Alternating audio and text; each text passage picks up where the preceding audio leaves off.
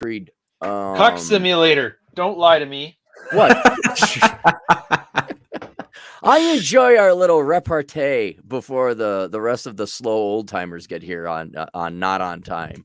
Yeah, look at you with those Dahmer glasses all cosplayed up. Dahmer, really? Yeah. This early in the morning, huh, Stone? Okay, all right. Yeah, Cappy, could you please explain, like, the glasses, what's wrong? Like, you get eye cancer or something? Like, what's going on? It's kind of common. It's Your boyfriend came in your eye. yes. Oh, you have no. What's the thing? Astigmatism. Not astigmatism. It's a variant of a migraine where you get blurry vision on one part of your eye. And if you look it up on the internet, it is, oh my God, you're going to go blind tomorrow. It's horrible. Oh, your eyes are macular degeneration. And it's not, it's like aura, some medical term where Jesus, you fucking eyes butchered this. Well, it's not crisis. I looked it up. I got a nurse practitioner who's a fan. She keeps me like, she's like the resident nurse. All right, what's it called again? Myocular something? No, aura, like AURA. That is something, and all it is, you just get a little bit of blurry vision. Your eyes are overstimulated by light or blue light. And migraine aura. Okay. Yeah, there you go. Yeah, and ironically, you don't have a migraine. There's no pain involved in it. It's just that you got this blurry spot, and it's kind of dangerous if you're driving because it doesn't matter if it's perfect driving conditions. You can't see out of this particular part of your eye. You're getting light, but you can't make out shapes or anything. So you just close your eyes and it's dark. And what usually triggers it is too much blue light. And that's why I got these glasses. Now, of course, the autists in my audience are like, you gotta get non-reflective glasses. It's like, okay, because that is so high on my priority list right now. Oh, I get it, because you can't see your eyes. You can't see makes you less personable. Well, and that's another thing that I found fascinating about this world we're in is I thought, people just care about the message. It is personality driven. People want to see your face. No. Not that you're a physically attractive person. They want to see a human. So let's get Jason in here too. Well, it's the human thing, right? Right. Like to actually be able to see you in the eye when you're talking. Hey, Aaron, how you doing? Doing good, Jason. Jace. How's Florida? You guys all right? All dried out yet, or what? Yeah, well, in my area, didn't really affect me, but other people certainly affected. So, they're rebuilding and doing their thing. No. But anyway, so that's why I have the glasses, guys. It's just so I could take them off because what ends up happening is it pinches off the back of my head, and it starts getting annoying. But no, these aren't even. No, it's not even getting old. It's just like just too much screen time, and But to answer Jack's question, I've been forcing myself to go have fun, and which is good. But that's why I haven't been around and as insulting on the internet. So. You'll always be my favorite curmudgeon. How do you pronounce that shit? Curmudgeon. Have the non-native English speaker explain it to you, Ryan. You're beaten by the Dutch guy. I'm sorry. I write things down that are fancy. I talk like a pleb. Hey, what was the words? What was the reason that you were going to cry or something like that? So I posted a picture in the Twittergrams. It was just of the my walk-in closet. I installed some shelving finally because we ordered it and had the time to do it. And so it says, "Oh, don't show Ryan." Like, is there a rival like in home ownership projects, or is there were we competing? I think it's just because I have expectations and I like nice things. That's most likely their way of just saying you had no taste. But we'll see. Do you have it on? I had no taste. What in the? I don't know. I have no idea what you're talking about. Jason, are you handy? Do you do most of your own home construction projects, or you just buy and you're too busy with other stuff? I used to be handy, but then I got rich, and now I just hire people to do shit. You know what? Keep talking about how you're rich, so we can remind Jack that he's poor. I always like reminding the young and Gen Zoomers that they don't got the money. When I was poor, I was probably more skilled than I am being rich. Yeah. So. I'm happy because this is I always say it's the final project, but this one, how long ago did you tweet this thing? I'm trying to look for it. I didn't tweet it out. I just put it in the discussion forum. Maybe I put it, hang on. I don't know if I put it in the. I'm sure if I scan somewhere between John's bragging, I'll find it in there somewhere. I'm awesome. Hey guys, I'm having fun. Hey, look, a 2 million view thing. Look at these titties. I'm fucking these titties. Like, Maybe I didn't post I it. just Japan, realized there's we're no such thing. live. I was just Yeah, kind we're of live. Yeah. See, I'm in a hotel, so my lighting and stuff is not ideal here. Welcome to Cappy believe. Streams. Yeah. I don't believe in waiting. This pre-show stuff, like you got the pre. You don't want to edge the algorithm. No, I don't want to That's edge the BS, algorithm. man.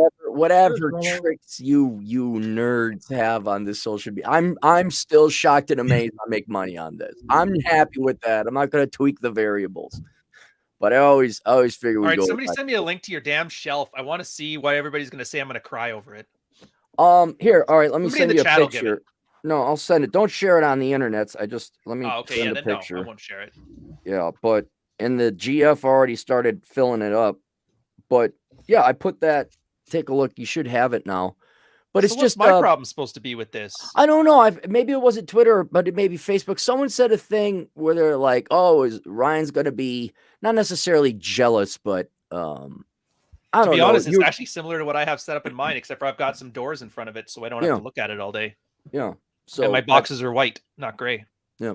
So that's the project, and we're this close. There's like 2 more closets that have to go in. The drawers were the bitch. Dude, where's all your Hawaiian shirts though? I see like 2 in there. There's 2 down, but 4. The rest are down in Vegas. I have most of my warm weather clothing down in Vegas. That's what your alter ego does down there. That's my Southern Command. Yeah, yes, my second home. Should we be sharing a screen of this closet? I don't see it. What's that? No, Clary's very private with this stuff. He was just supposed to see what I was making fun of him for.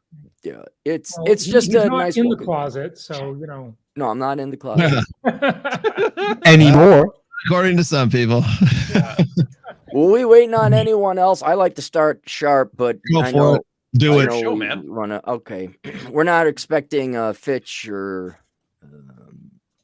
what's his name? Ben always comes in later. So, all right. I'm glad we have the panel that we do because Jason is probably the foremost expert on property and housing. I want to talk about home ownership for this audience as well as yours because mine is relatively versed given my background. We should have a discussion about the role of home ownership and owning property plays in young men's life because of multiple reasons. One, it's the single largest purchase you're likely to make. Some of you idiots may have gone to school for a doctorate in women's studies, but okay. It's going to most directly affect your happiness because that's your environment. And lodging is the largest expense generally on most people's personal budget. And so because of that, we should probably kind of guide and forecast a little bit the role that home ownership would play in young men and any young women that are tuning in because it has such a huge effect. And so I want to have a more than just my mind on this. And I guess the main thing is without a family was largely what determined not only if you would own a house, but what type of house you would own.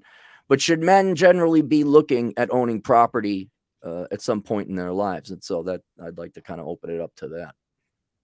Yeah, those are all good questions, Aaron. And I just finished your book, The Menu, which is excellent, by the way. I did not know about that one until you were on my show recently. And it really does beg the question whether it is smart to buy a house. And I would say a lot of the issue for a single man depends on how old you are, of course, what's going on with your career, what are your plans and opinions about whether or not you will marry and start a family, and of course, what is your level of wealth currently? And I would definitely recommend that everybody own rental property, income producing real estate, because it's the most historically proven asset class in the entire world. But whether or not you should own your own home is really questionable. Staying lean and portable as a single man has a lot of benefits to it. And I have mostly throughout my life owned my own house. And I look at how that's impacted me socially and my opportunities to kind of move around and try different cities. And I think that's been largely negative. So I'm not a huge proponent, oddly enough. Now, just for the audience, have you ever been married and had kids? Like, have you had a family that you've had to house? No, I have not been married or divorced, and that's why I'm still rich. So your experience with home ownership, sans the rental property, you would not do it again. You would own rental property, but you would not have your own domicile. You would just because what, the maintenance or upkeep or what? Yeah, no, I didn't quite say that. I'm planning to put my personal residence that I live in now in Palm Beach, Florida. I'm planning to put that on the market real soon and travel for a little while and be nomadic again. I've done that a couple times in my life. And I'll probably buy a house after that, just because, I have enough capital and I got to use it for something. It's better than alternatives. But I'm just saying, for most people listening, if you're in your 20s and 30s, especially, being able to move and to try different cities and live in different places and, kind of go where the wind takes you, that's a good thing. And depending on what's going on with your career, as I always say, the best thing you can ever have on a resume is certainly not that degree in feminist studies, that master's degree, right? But the best thing you can have on a resume is mobility. To be able to go to where the jobs are, go to where the opportunities are. If you're an entrepreneur, it's the same way, because, maybe you want to live in a city where entrepreneurs in your space live, a lot of them, right? If you're a speaker in the speaking business, a lot of those congregate in San Diego, for example. If you're a tech person, a lot of those congregate in Austin, Texas, for example, right? And so to be able to just move around and give 30 days notice and go is a pretty cool thing. But I definitely think you should buy investment property. Well, it brings up a very interesting point about younger people is in being flexible. It's kind of the outdated advice, not necessarily malicious advice, not a lie, but the outdated advice where, you should go to college, any degree is a good degree, that kind of thing. That may have applied 40, 50 years. And home ownership would have made a lot of sense. Get yourself a piece of property. The American dream was to have your house paid off. But I think I agree that the modern day economy, labor market, and just society, there is no rush to go get a home, especially as a young single person, and being able to pick up and move, and also not have that financial obligation that you got to meet and make the payment of the mortgage. Like, you could live in the van life, live with your folks for a little bit and like that.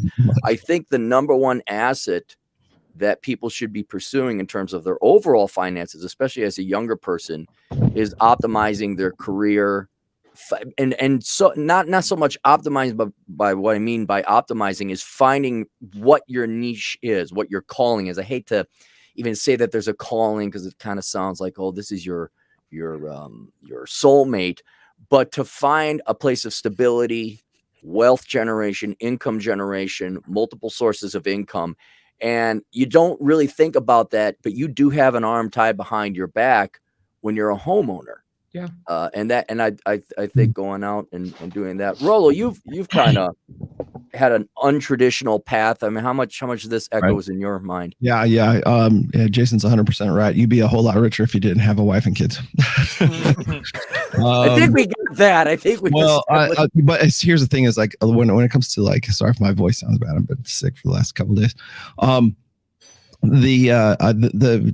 Your choice of life path, I think, is really, really key in this conversation here, because I have seen and Jason probably remembers this. You guys remember when, like, George W. Bush was the president, and he used to harp on this thing called the Ownership Society, right?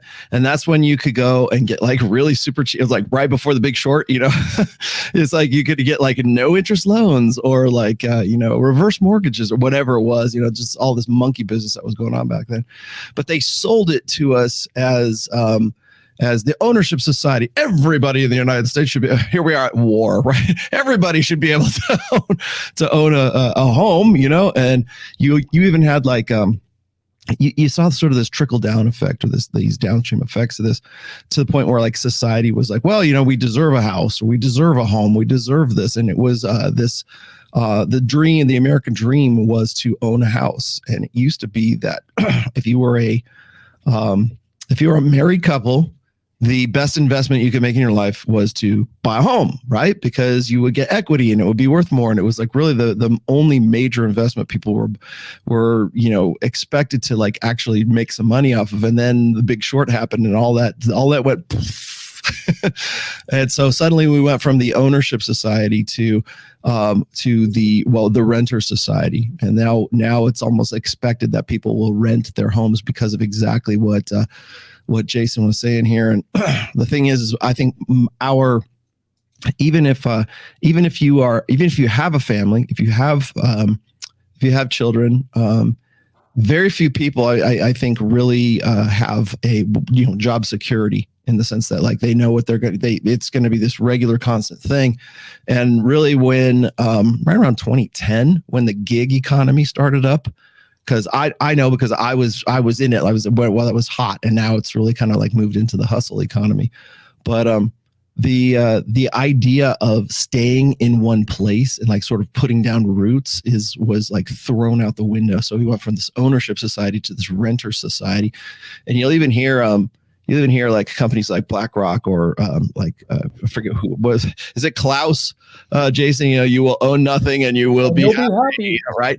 What happened to the ownership society? And then now suddenly we've moved over to you know, Klaus's live in a pod kind Can't of afford it. We've gone from like ownership society to live in a pod in less than 20 years.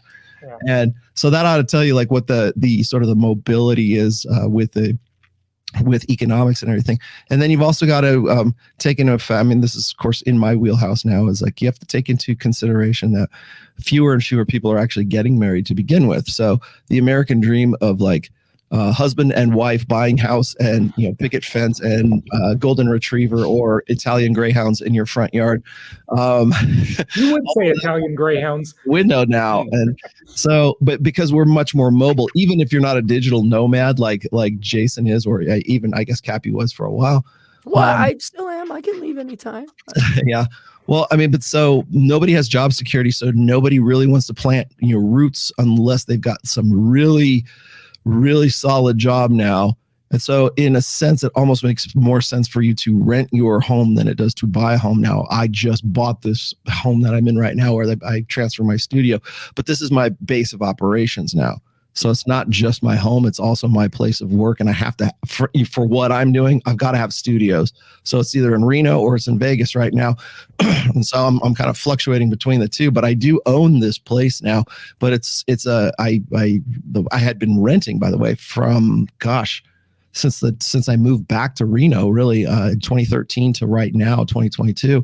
And I purchased this place because it had a lot of land. It suited my needs. The dogs love it because it's got a huge backyard.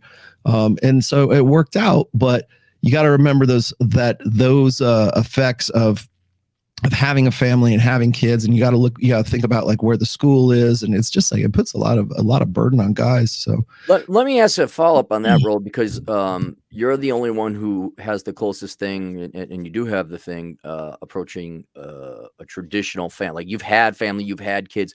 Would you have bought less housing over? I don't know how many homes you've owned, but it's been a couple. But would you have bought less housing, like knowing your kid would move out inevitably? So you'd have a shared room and bunk beds, and then you'd have, you know, your starter home would become your retirement home. Because, and Jason might be able to back me up on this, I've never understood what I think to be profligate waste of, okay, we're going to get a starter home, like you should just get a home. Kids get bunk beds, they get the hell out. And when they get the hell out, you get to go back to banging your wife in the kitchen again.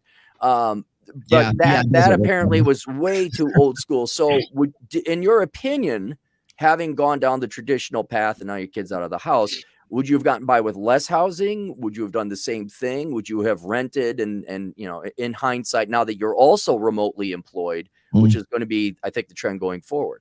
Well, there's no way I could possibly forecast what I would be doing. Like, remember when The Big Short happened, like 2007? There's no way I could accurately forecast like what I would be doing in 2017, right? Just 10 years later, or even 2022. So you do the best with what you have at that particular time. And I think that if I could do it all over again, I sure as shit wouldn't have bought a house in 2005 in Florida. And I'll tell you what's funny is like, as people want to run me up the flag before this, yes, I did default. The only time I've ever done this, I did default on a loan. I defaulted on my one of my houses in 2005 during the Big Short, right? Because suddenly you're so far underwater, you're like, what the fuck am I doing here? And it was like uncharted territory. You didn't know anything about this, so yeah, I mean, I did, and I thought, at that point, I'm like, okay, I'm just never going to own a house again. So I ended up renting more or less. And then I thought about it and I go, for what I do, even as a married guy with my child in tow, I am better off renting because I need to be mobile. I need to be able to like pick up and move at a moment's notice. And I got to the point where like I joke with my wife, I'm like, we move literally like probably every year, or I'm moving someone else. Like I'm helping like someone else like move from one place to another pretty much every year. And I'm like, this is like no way normal. And so I'm like, but what's freaking normal anymore? So I think it is that, like, I've lived in half the country myself. And here's the funny thing, Jay, Cappy, Rolo, I agree 100% with what you guys are saying. But, and this might be the Canadianism in me, had I followed that advice, I would have lost out on hundreds of thousands of dollars. So in Canada, I have always lived in a city that's been in a property bubble ever since I bought in 2003. So I even made money off my property having to sell it in 2010. So right after the housing crisis. In those property bubbles, everything was overpriced. We're like, dude, houses used to cost $150,000. Now people are paying $300,000. And guys are telling me, it's like, dude, I bought my house last year and I sold it for twice what it's worth. I now own my place outright, and they retire from the military after like 7 years. It's insane. So had I not gotten in on the property bubble, I probably would have missed out on maybe $100,000 in that first place there. At the same time, I got posted to Montreal, to where there was a second property bubble happening. So I had to get out on that market. Now, being I was in the military, they had a program where if you were required to move for work and your house didn't sell right away, they would pay all the interest on your mortgage and all of the fees and the real estate and that. So just by owning that place, yes, it's a pain in the ass to have to sell it. But the military had a program where if I didn't sell when I moved to Montreal, I buy the new place, I pay 2 mortgages. They compensate me for all of the expenses. So I didn't have to pay lawyer fees. I didn't have to pay real estate fees. So even with the 2008 crisis, the property bubble plus those payouts meant I was still making like 6 figures off of that house. And then same thing in Montreal when we moved to Toronto. Luckily, this bubble was so quick, that one sold like that. And then I bought here. And in each case, it was probably better to be nomadic. It was probably better to, follow all this stuff, but I would have missed out on so much. And now I joke around how I accidentally became a millionaire because of the Toronto housing market. So I do want to say, like, you do have to look at your specific situation. This is why I hate, like, everybody has the same cookie cutter advice. Cause like I said, Jason, absolutely right. I 100% agree with all of it. In my specific situation, though, it would have been the worst thing I could have done. But I think this might be a difference between the American and Canadian markets as well. So, yeah, you really just got to do the math on your own, even if you have like a goal, is my opinion on it. And I'm not an expert. So, Ryan, if I could respond to that, I definitely just want to make it clear to everybody that I am a huge proponent of owning real estate, of owning income-producing properties. I think income property is the most historically proven asset class in the entire world, bar none, no competition. You don't have to own the house in which you live, though. That's my point. And I'm just saying, for Aaron's audience, which skews a little bit younger, I believe, and largely single. And we all know what's going on. We know that the female primary social order in which we live, and how the courts are so unfair to men and so forth. And given that a lot of people are entrepreneurs and they need to be able to move around. That's all I'm saying. That flexibility is very valuable, but definitely own properties. I mean, you could have purchased rental properties instead of your own house, right? So you would have still been in the game. And I get what you're saying. And, you might not have done that because maybe that wouldn't have been your first thought. It's just sort of traditional to just buy your own house. But I want to say, well, there's costs here attached to it too, right? Like the military programs wouldn't have covered me if it was a rental place, and that's true. Yeah, the government only gives me those, like that same kind of consideration for writing off income tax if it's primary residence. So they do kind of gear the law. That's why I'm pretty sure a lot of this stuff is Canadian specific. Yeah, I get you. Yeah, it's a few advantages there. Another thing that I do kind of want to introduce, and you guys know TJ Martinell, right? He's written a couple books. TJ Martinell. I do. Yeah. So he had brilliant timing. He kind of bought near the bottom of the market after the financial crisis. He's a younger millennial back then. I still think in his 20s, and he bought a little hut outside of Leavenworth, Washington. And we made money, printer go burr, and interest rates near zero, and and then everyone wants to move out of Seattle because people are pooping in the streets and rioting. So he ended up getting in early, and I think this is a paradox or a problem younger people face, is you almost have to be exposed to real estate and have a position in it in one way or another, merely to keep up with the housing, long-term housing inflation, so that if the point in time does come that you want to buy a house, either for investment purposes or living purposes, you have to have the purchasing power to go along with it. Because another problem people face, I got to get 20% down, although they have 5% FHA type of stuff. It almost becomes impossible with housing inflation to save up that amount of money, especially for younger people who aren't making that much. So not everyone has the timing or the insight or the luck that TJ Martinell has. And so what I would recommend to kind of everybody's audience, and I do want to follow up with Jason on the idea of rental property, whether it is buying rental property, or I would even say something that has no cash flow associated with it, like general land. And what I'm going to recommend is real estate investment trusts, where you have a diversified portfolio of properties that are also income generating, but managed by another company. Somehow in there, for younger people listening, if you do want to own property in the future, you almost have to start planning for it now in terms of your financial decisions, to get some kind of exposure in there, so the money that you're going to use for a down payment or acquiring property in the future is already pre-invested and going up. Jason, because you're the foremost expert on the housing and investing here, out of my own curiosity's sake, why do you, I know you prefer rental income because of the income generating ability, but my experience owning rental property, there is a labor cost associated with it. Where would you fall on a real estate investment trust where it's just automated and you're just throwing the money and it's managed otherwise? Yeah, Aaron, that's a great question. I mean, look, we help people directly invest. We help people buy properties nationwide in good, sensible markets, and they're direct investors, so they're in control. And one of the things I always talk about is that when you relinquish control to somebody else, some kind of fund manager or wealth advisor or real estate investment trust, whatever, you leave yourself susceptible to three major problems. Number one, you might be investing with a crook.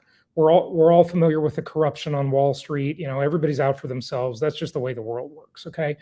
Number two, you might be investing with an idiot, right? So you'll lose money because of their crookery or their incompetence. But assuming they're honest and competent, whoever's managing the deal, right? They take a huge management fee off the top for managing that deal, right? And they pay themselves first. They take all kinds of expenses. They skim that all off the top, and the investors get what's left over.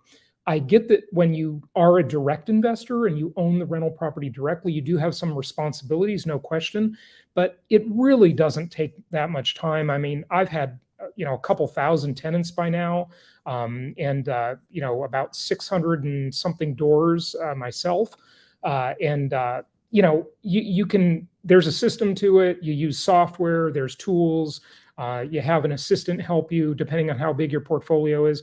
It's really not that difficult. I mean, my mother, who's in her 80s, has 24 houses, and she manages 100% herself.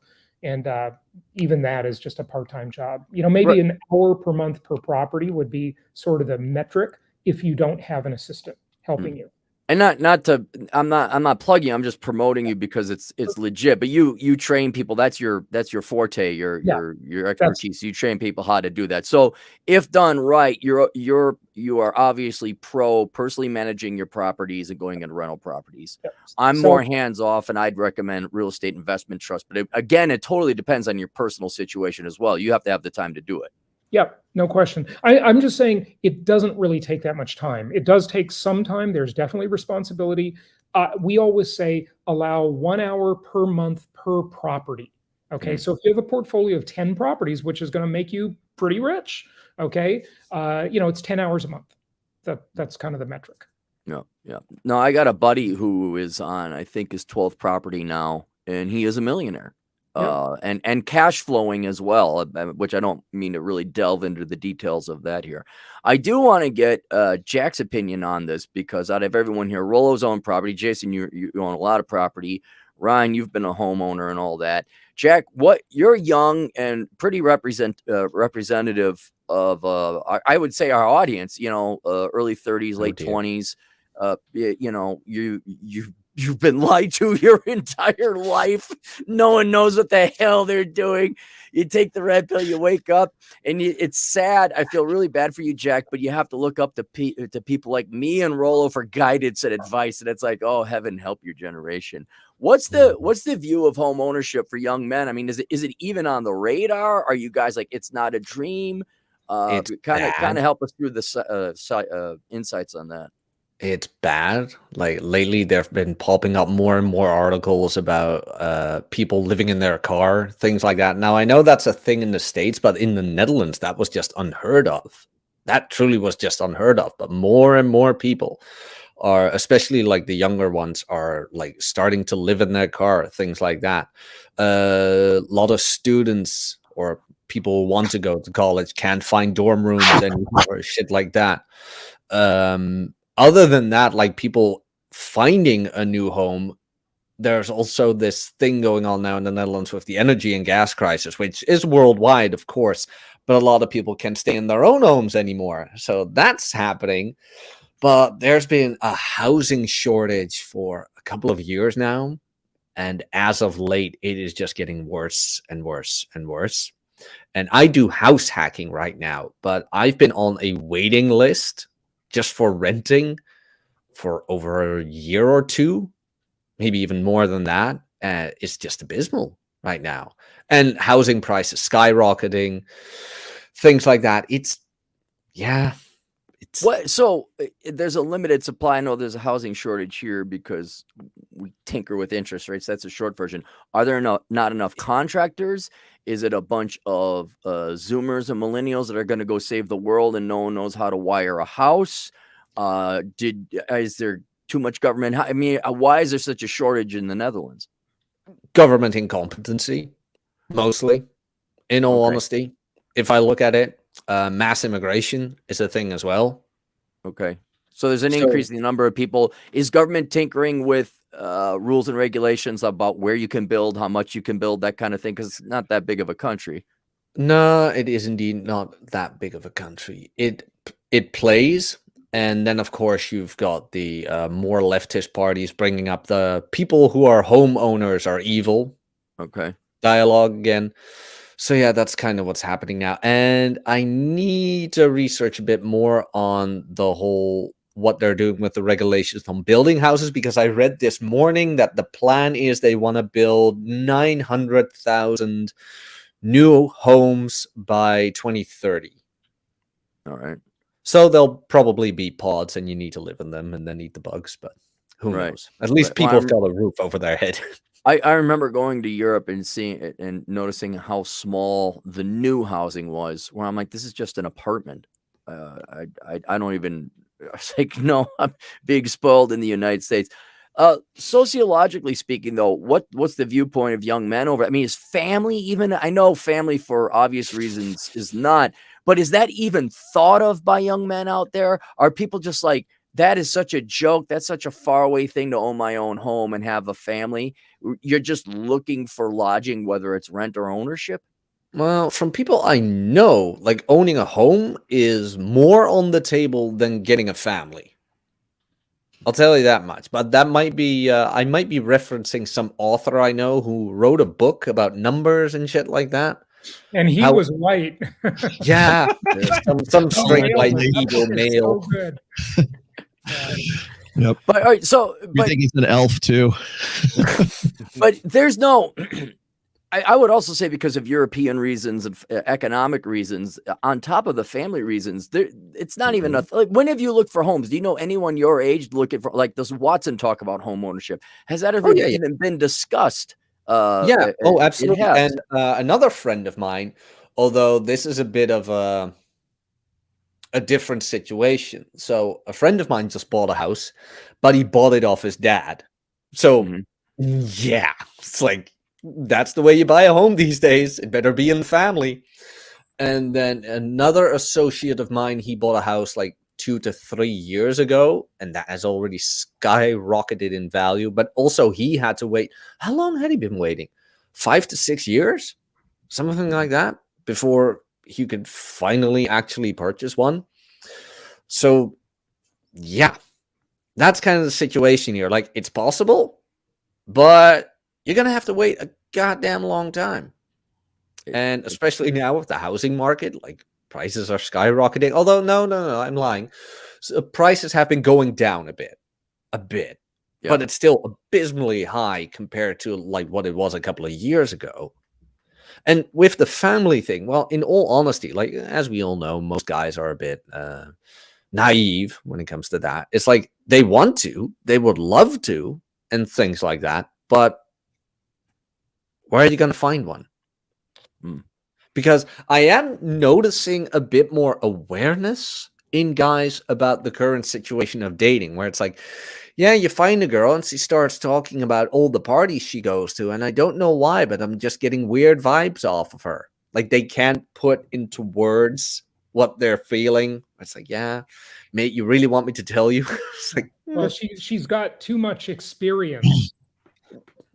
yeah. Yeah. Well, It's like they just get turned off by it. I think a lot of the all of these things are connected, right? I mean, if you look at like say like what happened during the Big Short, we go from that to the sort of the gig economy. So people are like changing the way they work. We saw that in 2020, of course, when everybody was working from home all of a sudden, and we realized, hey, I don't act like. I think Cappy brought this up in one of his books, or I remember you saying this.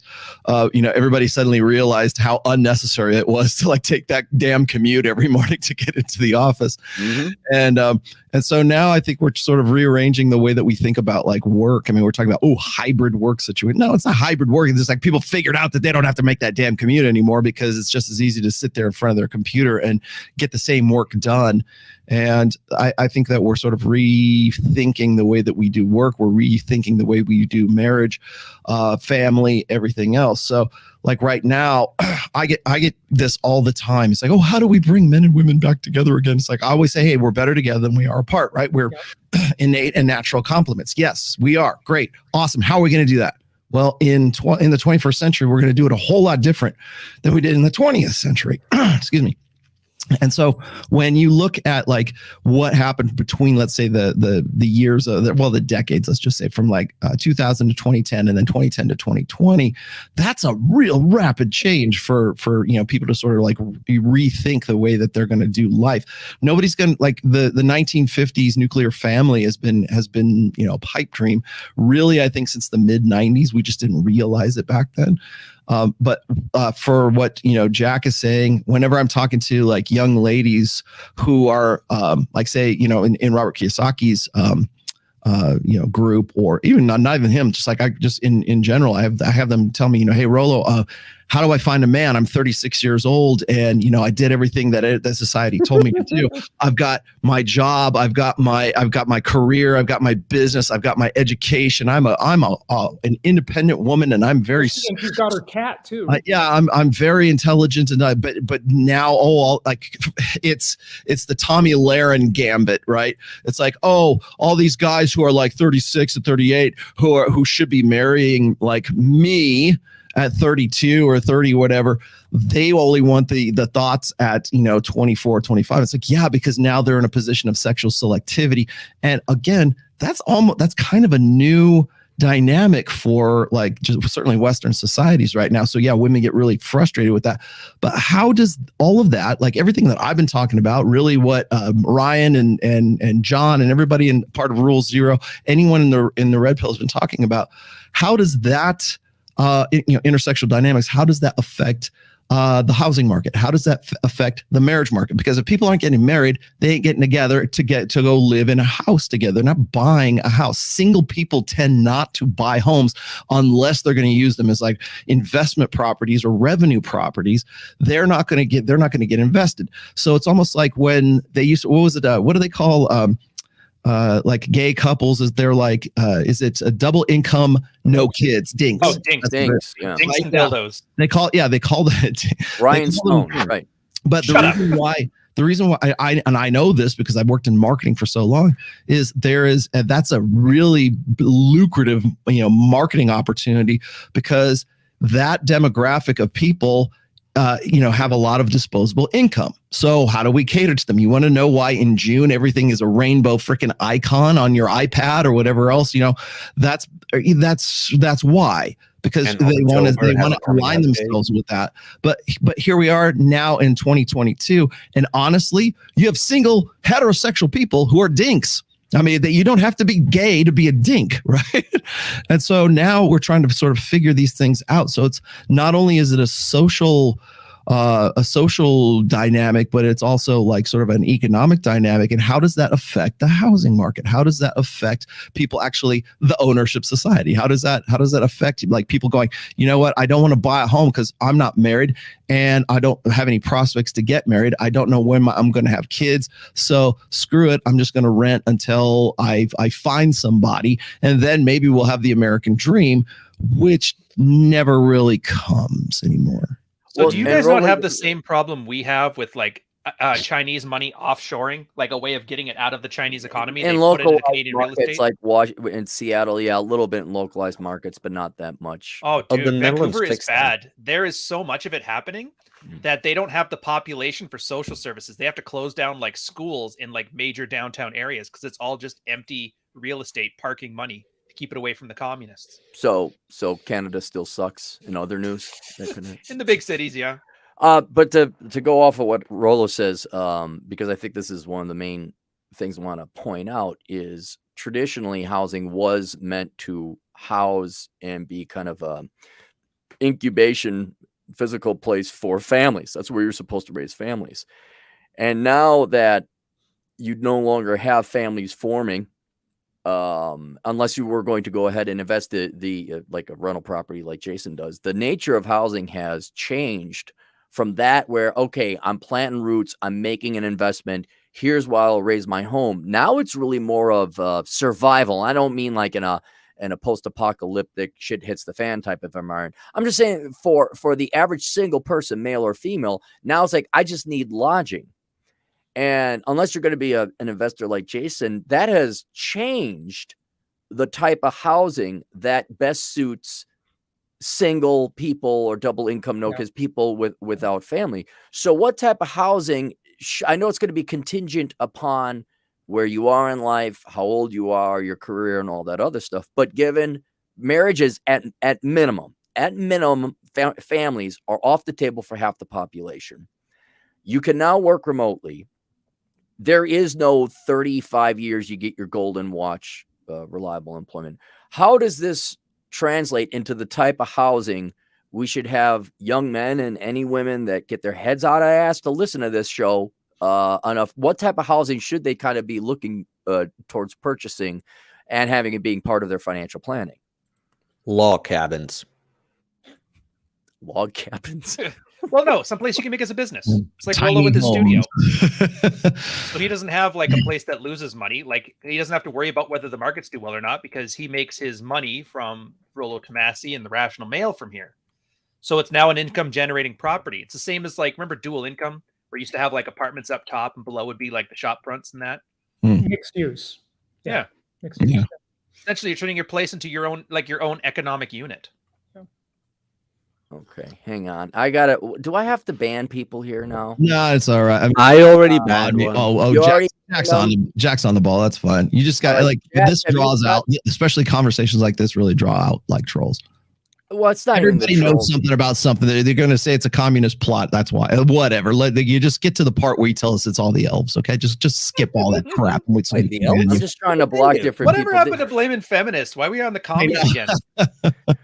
No, I like you and Rolo. I've learned to hate my audience a little bit, if not a lot. I've moved now to the point I won't meet. Now I understand why Rolo was so reluctant to meet me in person, because it's like you don't know if they're an autist or something like that. And I had my last meeting I'm ever going to have, unless it's a big meetup group with an individual person, because all the guy did was talk at me for an hour and a half. I'm like, okay, I'm done with this. I'm done with Guess this. I'm not flying over. Okay. I know you. All right, let me re-get my notes You here, because think- we had to clean out the thing. Let's talk about men who do want a family. What kind of, I think they face kind of an Uphill interesting battle? catch 22 obviously uphill battle. Let's say you're a guy and you do want to have a family, you do want home ownership, you want something more traditional. How do they play it? Are they able to attract a woman? Because every guy I've seen who talks about wanting his family can't pick up a girl. It's largely, we're not having a conversation about girls here. No. What I mean is, like, how far in the future are they looking? Are they looking like, I want the family and the white picket fence, meanwhile forgetting that they have some very obvious flaws to fix? Because I would argue the skills that you need to build yourself enough money to pay for a down payment, to build yourself a girl who wants to sleep with you, will give you those same tools that will help you to make that financial decision. So instead of just, for example, you or Rolo telling them what you need to do, showing them how they get to where they can make that decision for themselves, I think pays far better dividends. Right. Because otherwise they don't know why they're making this decision, even if it is the right decision. And so when there's a chance to pivot and make a better decision, they're going to screw it up. I've recently, and Jason kind of helped me realize this. I have recently come to the conclusion that the longer men stay single and the longer women stay single, they have different, like they diverge. Like I think for women tend to like, they lower their, I want to say lower their standards, but they reprioritize like what will be acceptable as their sexual market value decays, right? So it's like they get less and less picky. And I think that if men play their cards right and they maximize their potential, they become more and more picky. Like I did all this shit, like I have all this capital, I have all this, I did the work, I busted my ass. I'm not going to settle down with some ratchet girl who's been like run through. I mean, that's always the thing. So I think that the longer men who like are on top of their game stay single, they become more and more picky, whereas like women become less and less picky the longer that they stay single. Rolo, that's such a good point. Of course, I mean, you're the guy that taught us all the alpha fucks beta bucks, right? Which is such a good metaphor for it. That's true. And they diverge more and more. And I love that piece you did on the Andrew Tate interview. That's, I think, a big part of the reason they diverge more and more, is that you just can't find one that hasn't had so much experience. Right? Mm-hmm.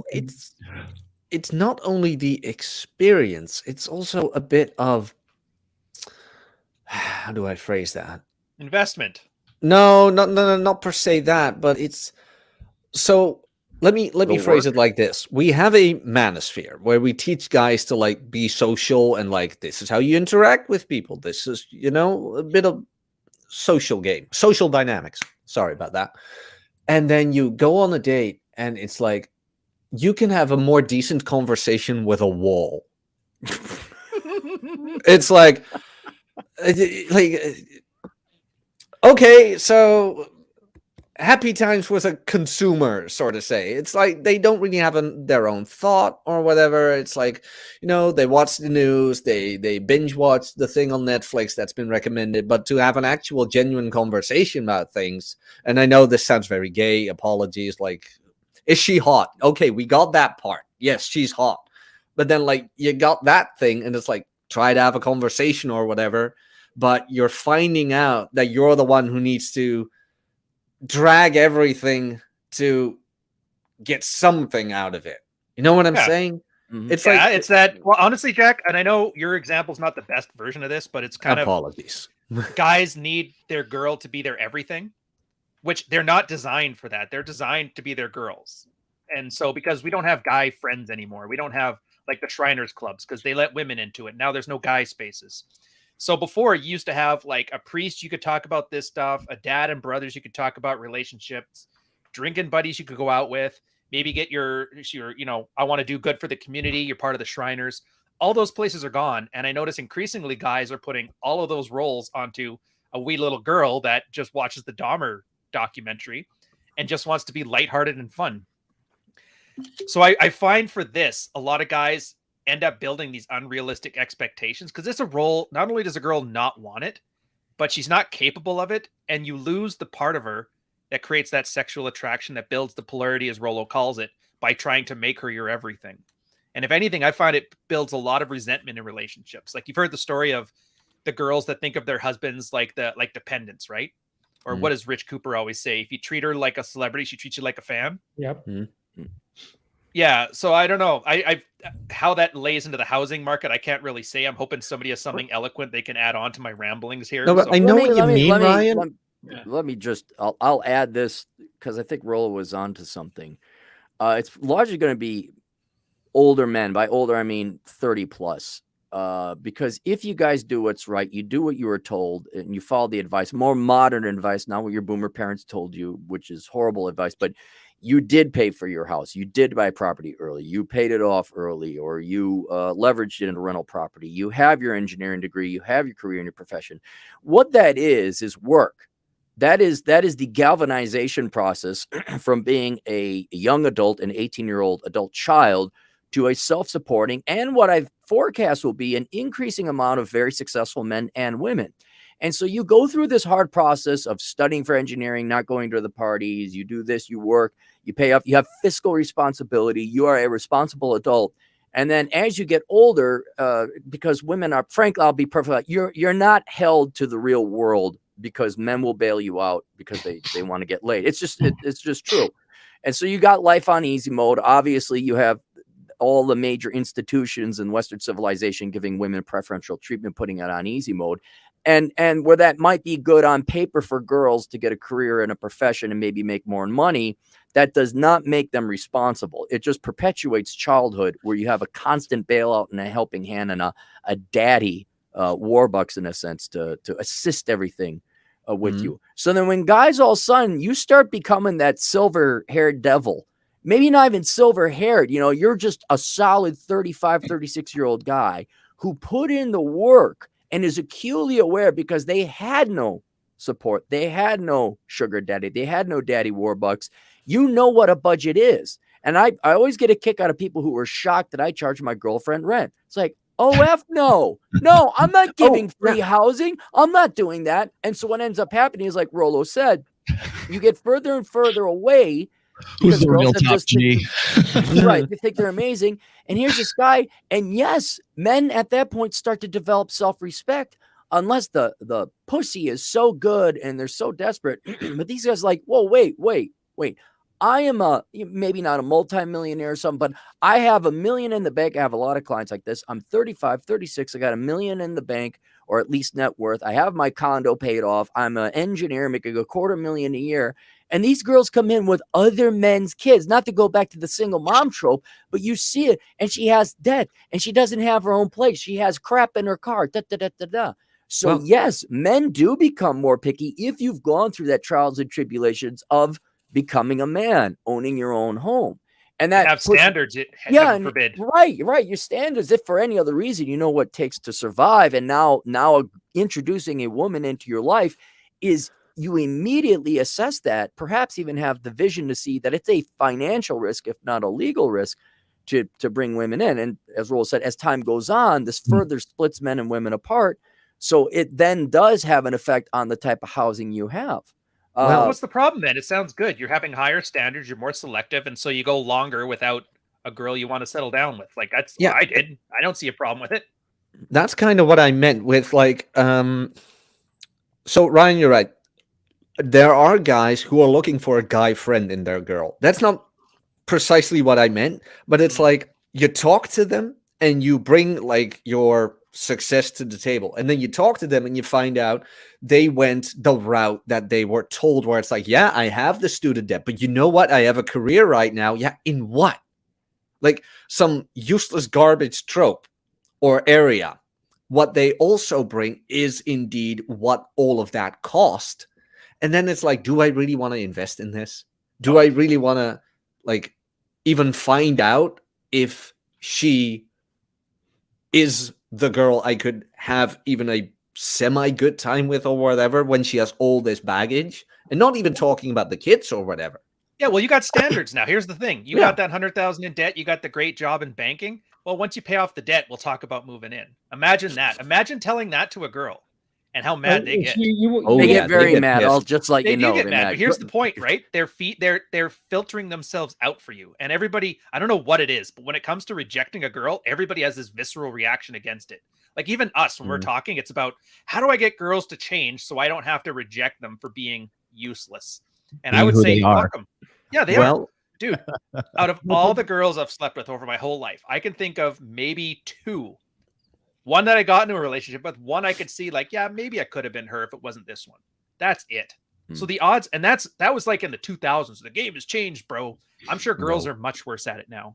Jason, go ahead. You had something. One of the things about what you said, it's really interesting, is that if that girl is relatively attractive and she's got an Instagram profile, which is a constant dating funnel that is always open, even dating funnel. I love that. Yeah, it's a dating funnel. She's just going to have other opportunities. So she's just going to go to, and they're always working leads, right? They're always just having rapport with like other men out there. I'm not saying that they're cheating. Maybe they are, but maybe they're not. They're just constantly nurturing leads, right? And all an attractive woman has to do to nurture leads is have an Instagram profile that looks good and just like and comment on other high value men's profiles, and they'll get noticed. The guy will, say, "Oh, who's this?" I'm going to click on her profile, and they'll start following each other. And then, as soon as you reject her, she's just going to be able to jump to that guy, right? It does not work the same way for guys. It works that way for women, though. No. We have oh God, in the house here. I'm sorry. Here we go. The champ is here. Well, I figured we were talking about money, so you need me here. You're right, Ryan. All he does is brag about himself. Wow. Hello, John. How great are you today? Fantastic as usual. Just making money, making muscles, learning game, holding frame. It's called having a self-esteem. I know Ryan doesn't have much to be proud of because he's Canadian, but hey, I'm living the dream over here. Well, I'm glad you joined. Here's the question. So you have accepted the. Wait, hold it. Is that going to happen every time we get a muted for off? Yeah, take that off. So yeah, I'll turn it off. All right. Well, here's the problem that we kind of face. I know it's the He-Man Woman Haters Club over here, but there are some men who do want to have women in their life. Roller, you're married. Ryan, you got a girlfriend. I have a girlfriend. Jack, we joke about your homosexual desires, but we know you're straight. And Jason, I assume that's part. Yeah. Oh, no, I don't. Let me just state for the record, Sure. I completely want to have a wife and kids and all that. Yeah. Okay. Yeah. So and I think that would be said for most men. Even John would probably like to settle down. I think John explained it best, where he'd like to have a wife and some kids and a little girl who knows how to keep quiet on the side. I think that's kind of every guy's modern day American dream. But that in that dream, in that goal is cohabitation. And thus you'd have to have a house or a domicile of some kind. How do men navigate this risk? And especially if, in other words, and I have my own opinion and my own strategy for young men out there to have exposure to real estate and pull this off.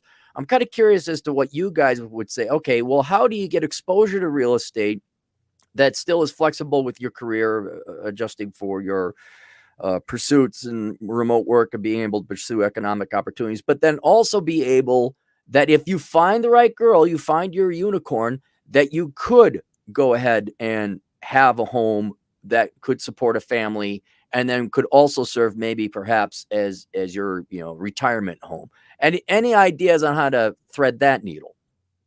I mean, why would it be a problem? Like, just, I mean, what are you worried about? Like, getting, I would say first things first, make sure everything's legally in your name and your name only. All Like, right. getting the title with you and your wife's name on it, no. Having her on the lease, no. Joint bank accounts, clearly no. Joint credit card accounts, no, not at all. Like, that's how I have everything set up right now, and that's how I intend to have it set up in the future, right? Because let's be honest, dude. I mean, look at all the data that is clearly available. Women are pretty fucking bad with money. Well, in divorce, it's a horrible rate. I mean, we're not talking, do I get chocolate ice cream or strawberry? It's half my assets are at risk, and potentially an annuity that you pay out every month to an ex. So this is serious stuff. So you're saying having separate finances. Everything's separate. No name on the mortgage, nothing. Like, then that's why it goes back to this problem. I think this is a problem a lot of men don't have, because a lot of men just don't have women in general.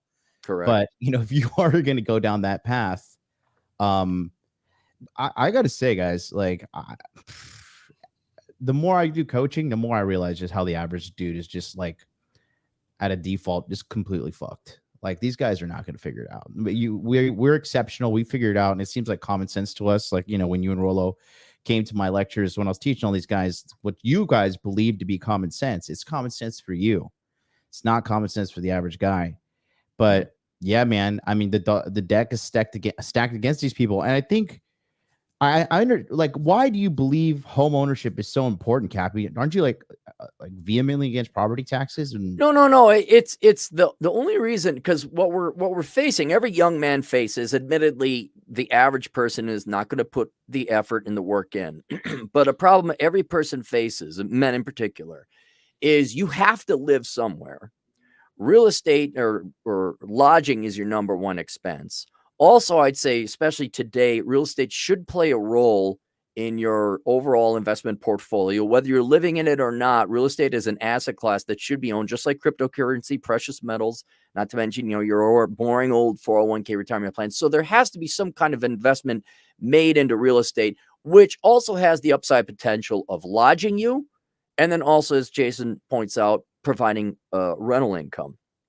Yeah. But this runs concurrent with every man's biological genetic programming to want to have a woman in his life. And I think we're all universally agreed upon that you do not get married, but that now we have to again, threading this needle. All right, I own property. I did what Cappy said. I found a girl. Okay, well, how do I protect myself and this usually your real estate is your largest single asset. How do I protect myself against the risks that come with cohabitation? So there's not marriage, but what you obviously, you negate common law marriage by not living in a common law state. Okay, we get a prenup. That doesn't mean anything, yet that can be thrown out. You can have separate finances. That also doesn't do anything like that. So let me ask Jason about this, because maybe you've ran into it. Is there something like where you could throw your property into a trust where that you rent it to yourself? Have you had any exposure with that, Jason?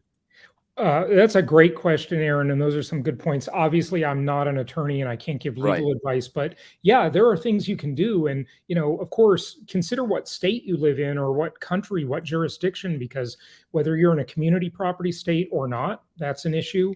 Also, even if you, don't marry and you have prenuptial agreements and all that kind of stuff, if you pay for the cost of running that house out of community money, which is really easy to do over the course of years, to pay for something, it can become community property. So even though you owned it yourself and, she's not on title and so forth.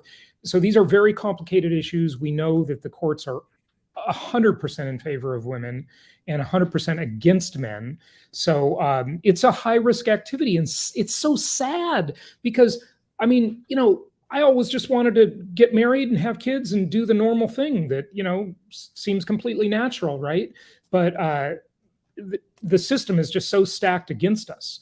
So we've just got to be smart. And if you've all probably read the book Men on Strike, which by the way was written by a woman, Dr. Helen Smith. Yep. Yeah, that's a great book. And it's just a sad state of affairs that the MGTOW movement came about and all of that stuff.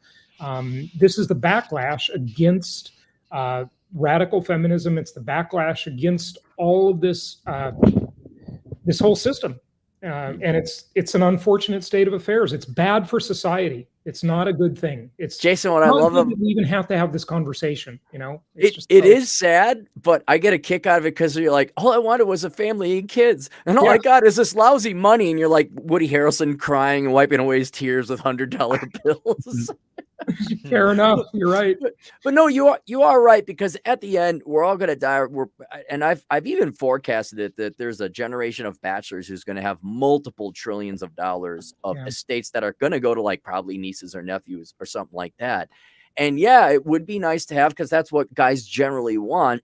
And so I think there's a way to probably have that if you have, hire a lawyer, get into trust. And I'm not an expert. That's why I'm glad you were on, Jason, because I figured you may have crossed paths with this or seen a little bit of it. But I think it has to, unfortunately, there's two components to this.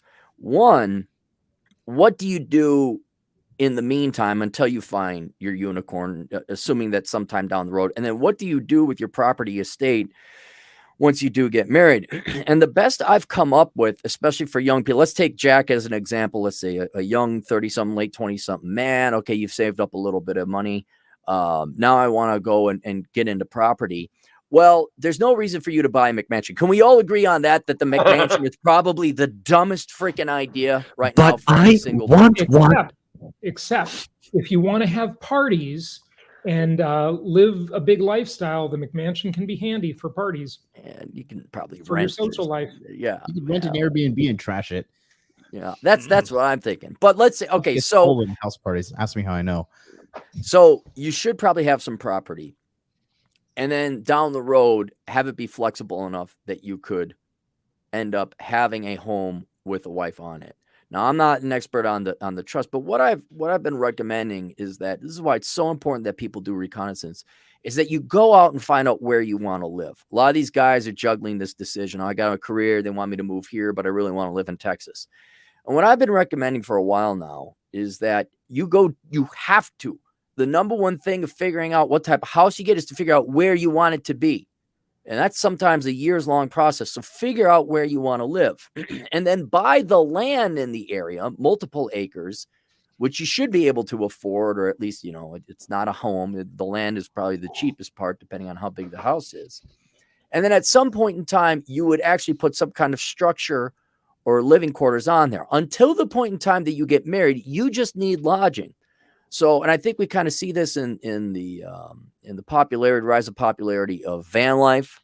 A lot of people are just put like Joker. I don't know if you guys know Joker from Better Bachelor. He just has his bus. You put some kind of temporary, cheap living structure on it. You live there. I would say even maybe go so far as to put the bachelor hut on there, which you can get these.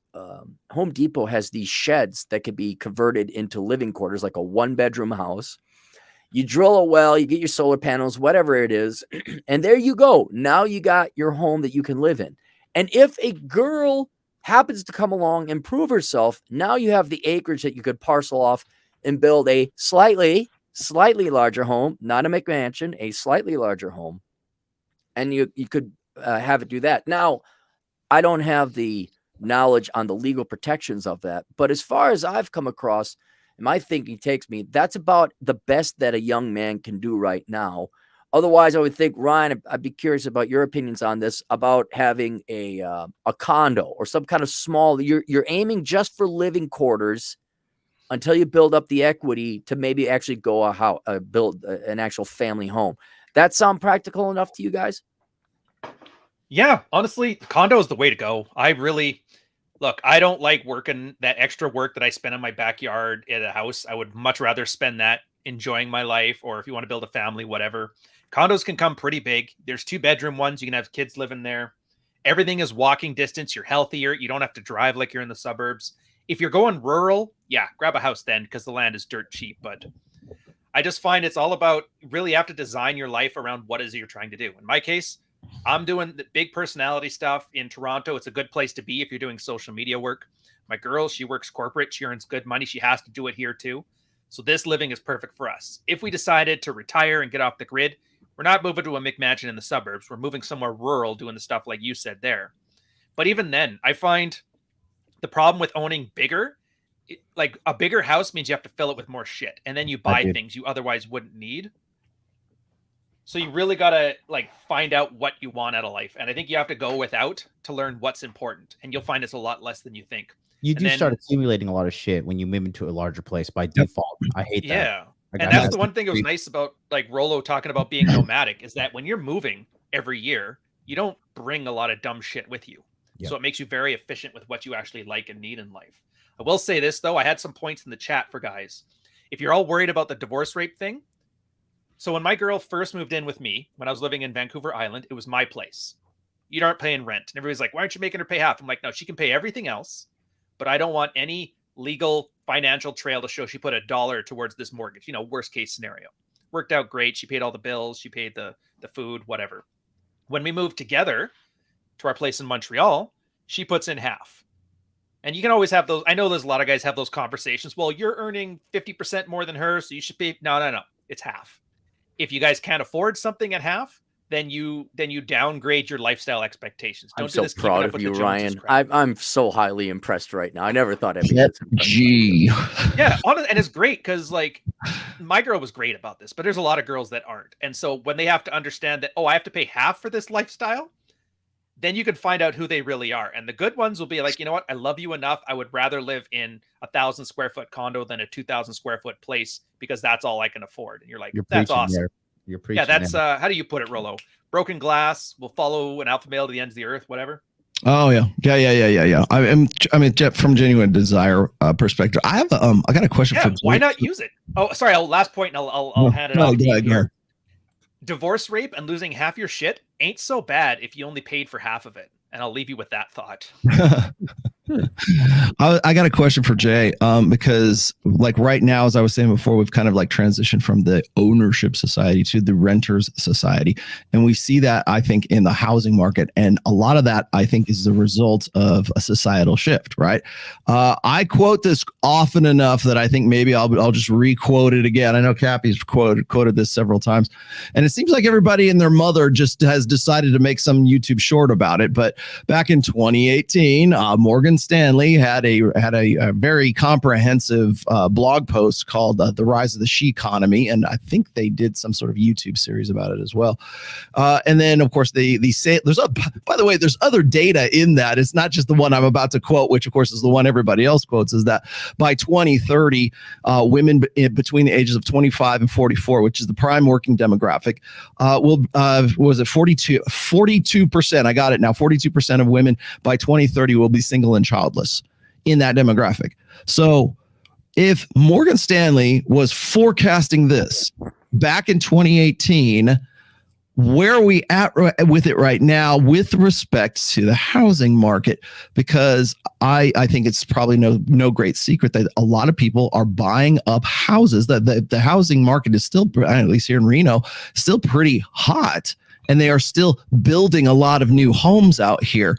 But if you go and you look at the average home price just where I'm at, like Reno, Nevada, it's right around $550,000, almost $600,000 for the average home in Reno, for a new, even a new build, right?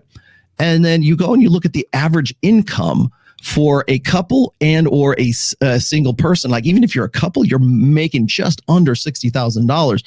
So it follows that the people who are living here are not actually owning the houses that are being built right now. They are being snapped up. And I'm seeing signs right now for new builds saying soon to rent. They're not soon to buy. Right. It's soon to rent. They're building these properties with the expectation that people will not own them in Reno because the economic situation here will not permit the average person to actually buy one of those homes that, over $500,000 because they're not making enough money to do that, even as a couple. So you take that into consideration. And I also want to point this out as well, is people in my situation, I also take care of my mother-in-law. And so we used to have a next gen house where it was like, sort of this, downstairs unit where she could, she basically was self-sufficient down there. We've pretty much done the same thing here in the new place. But then you've got elderly parents or elderly, you've got aging parents that you're taking care of.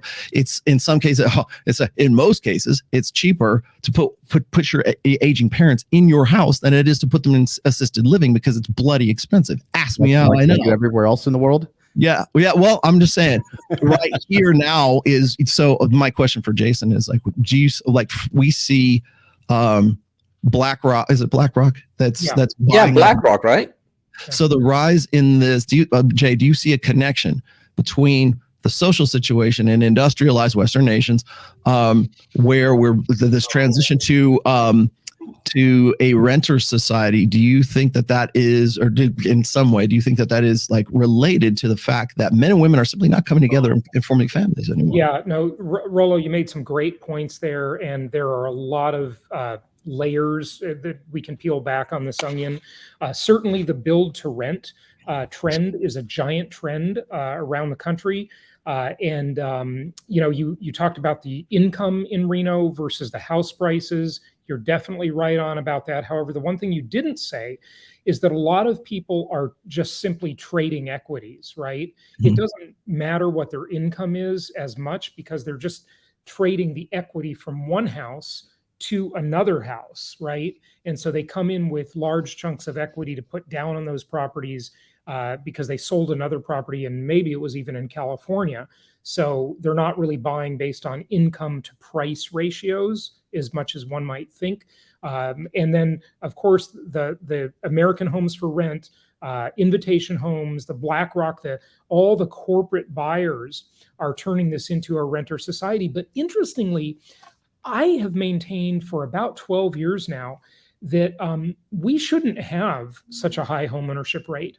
I believe the natural homeownership rate, given the kind of world we live in now, should be about 50 to 55%, not 63%, or it got as high as during the Bush era, 69%, I believe. Why is it a bad thing? It's a bad thing because it takes away that thing I said earlier. The best thing you can have on a resume is mobility. They did a very interesting study about how unemployment rates were actually higher in areas where where there was a high homeownership rate, because it kept people stagnant and didn't allow them to easily go to where the jobs were. Now, admittedly, a lot more is remote work nowadays, but a lot of people still show up for a job too. And it's just good to have that flexibility. Again, buy rental property, but if you're a single guy, rent your house most of the time. That's going to be the best thing for you. So you just have that flexibility.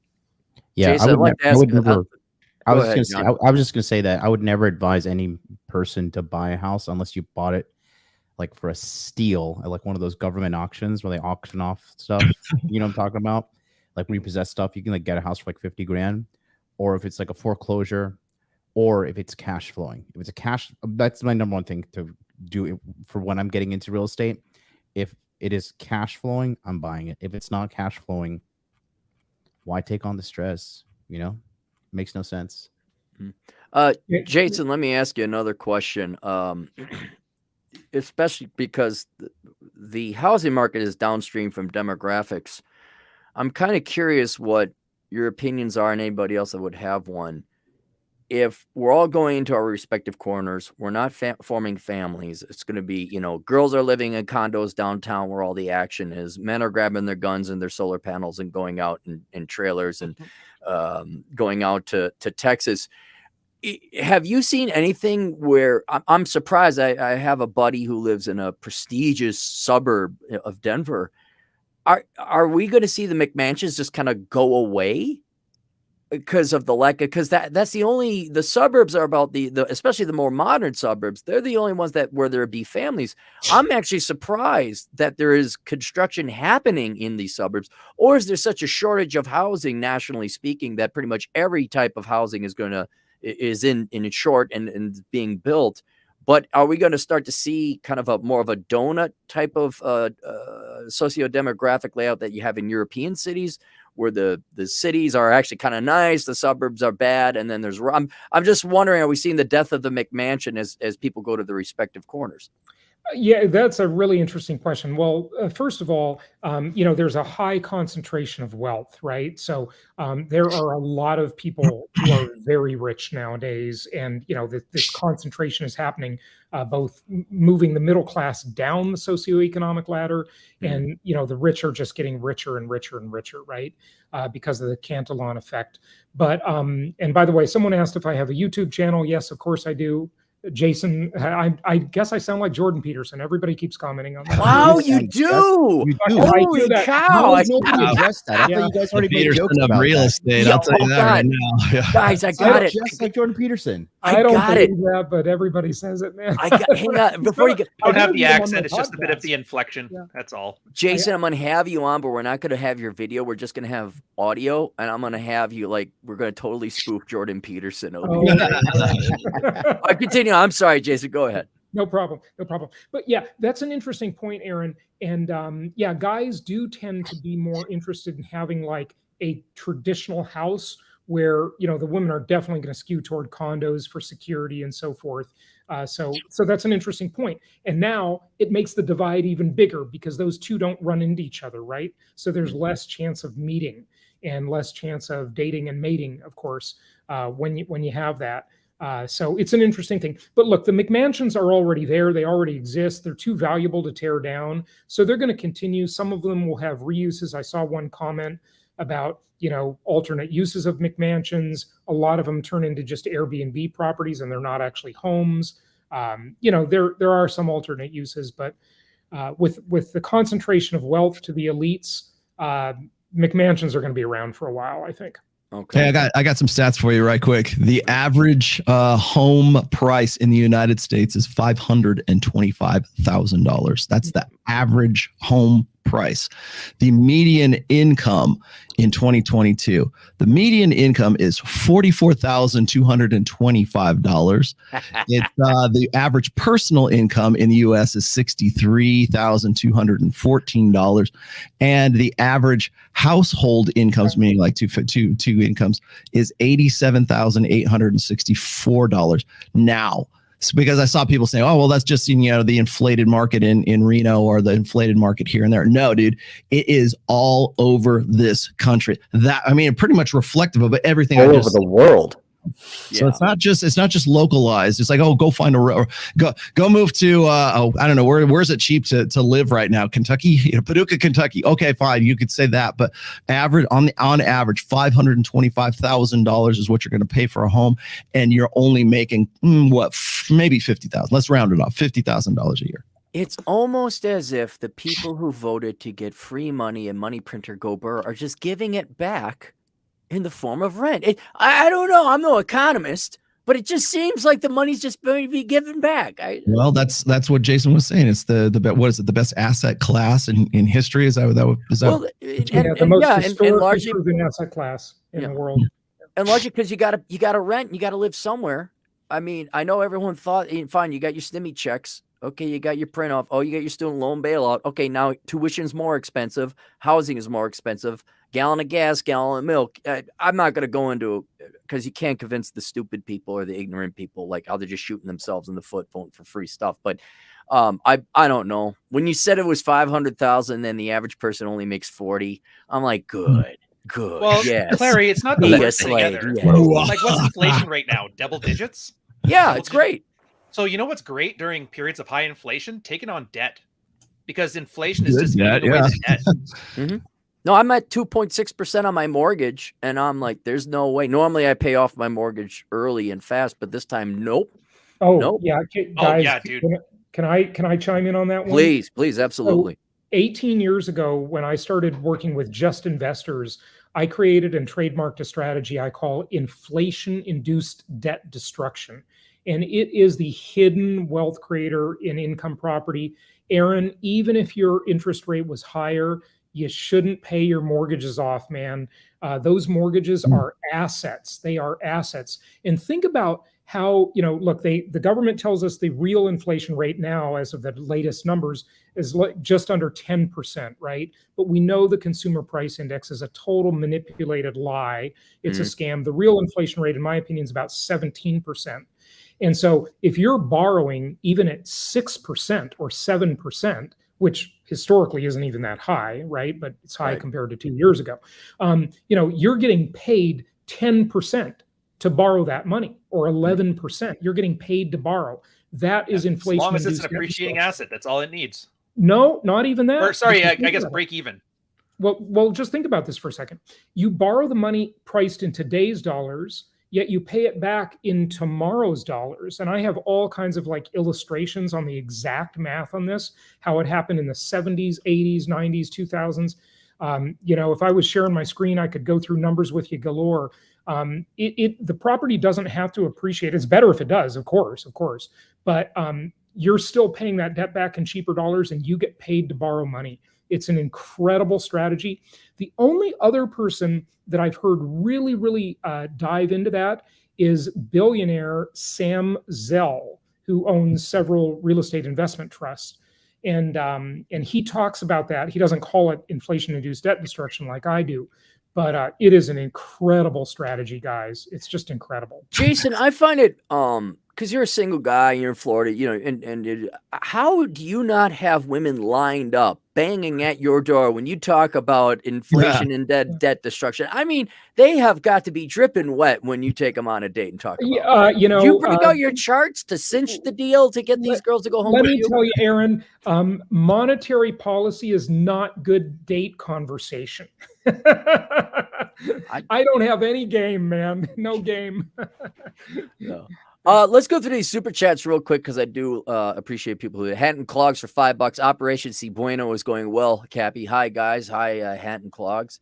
Scrolling down, Vlad Elkins. You could tune into the Elkins Accounting Hour with Chad Elkins for $2. Moving in with a gal who already owns a home. Yes or no? No. And I know which one you're talking about, Chad. No. Don't care who she is. Chad. Do not move in.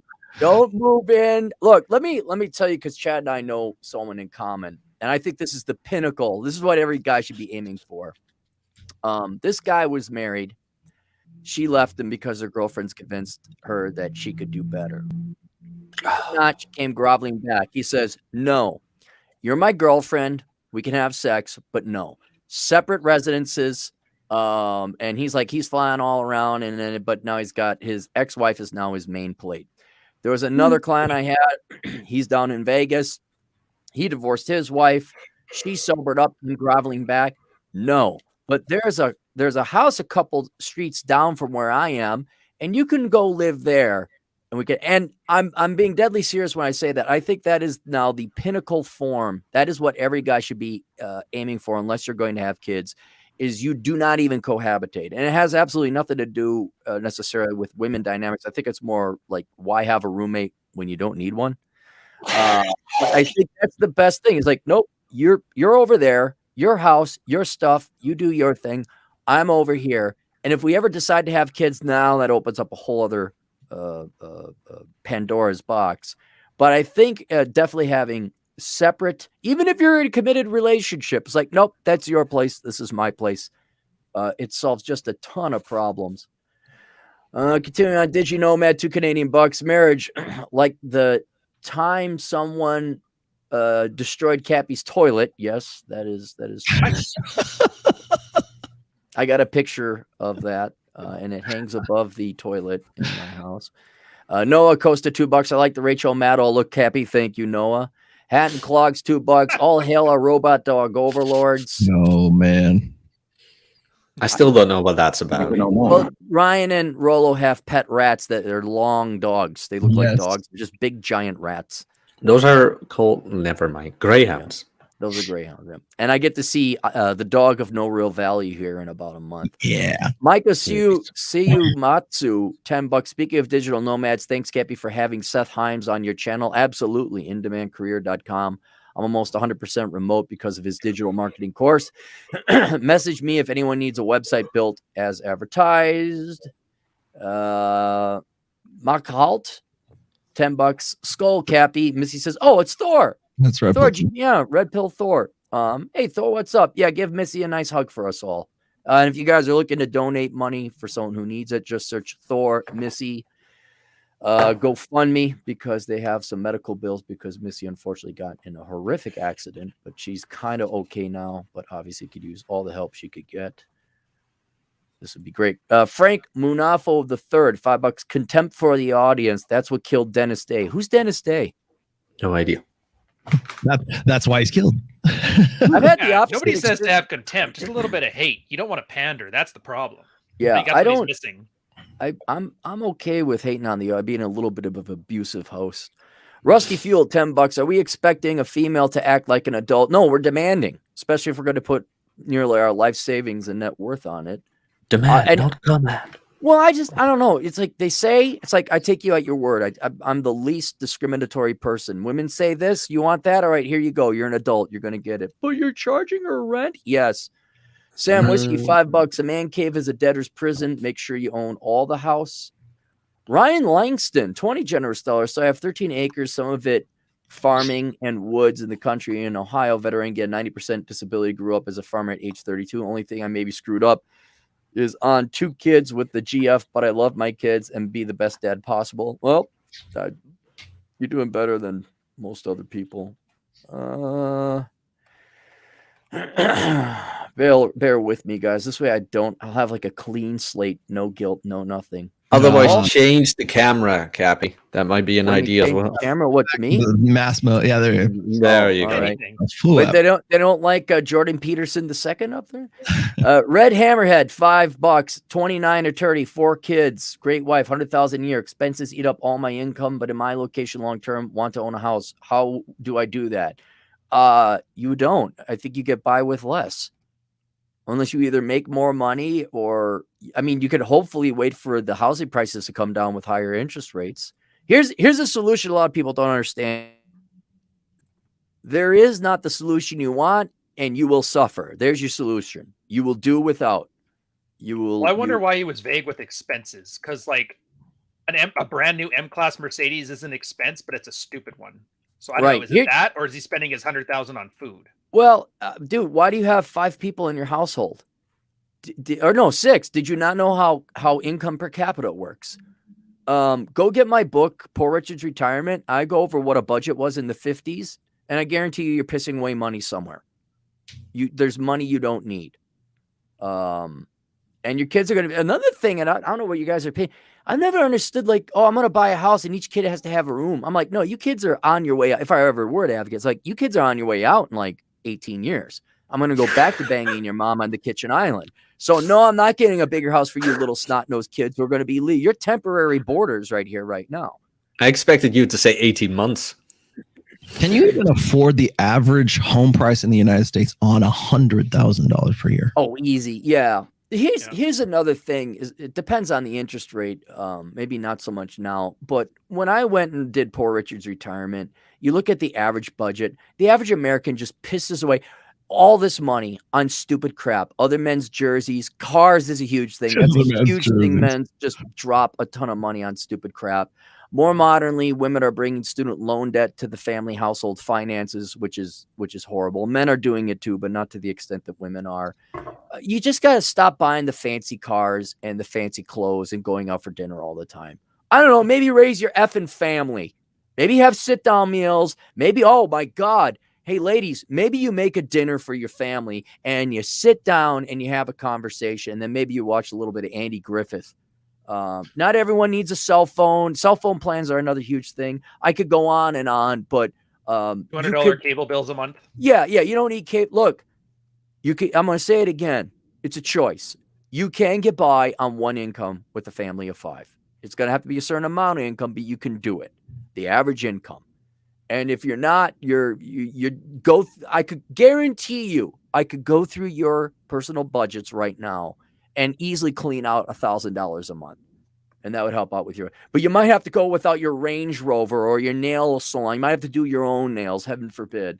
I think that's all of them. Let me keep going here. I don't think people really realize just how freaking like awesome I hate to gloss you like this, Jay, but I don't think people really understand like your history in real estate and like what you have been doing. How long have you been doing this since you were like in your 20s, right?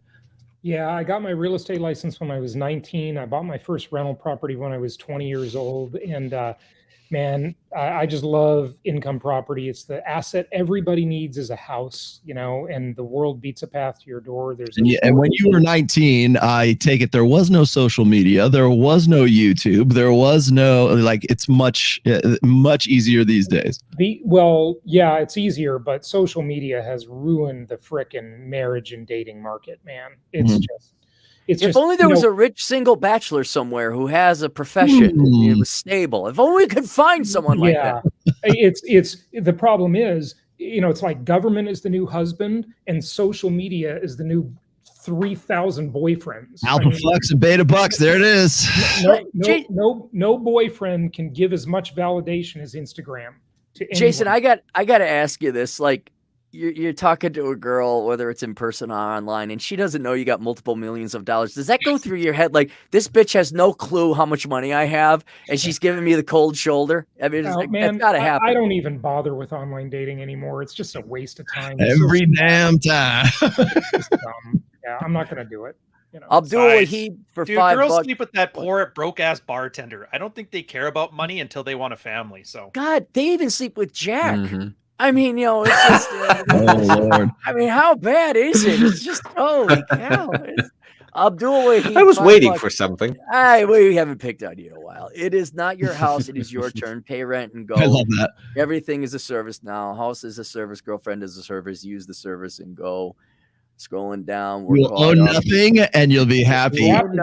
Eat the bugs. How does that play out with like women and with your house?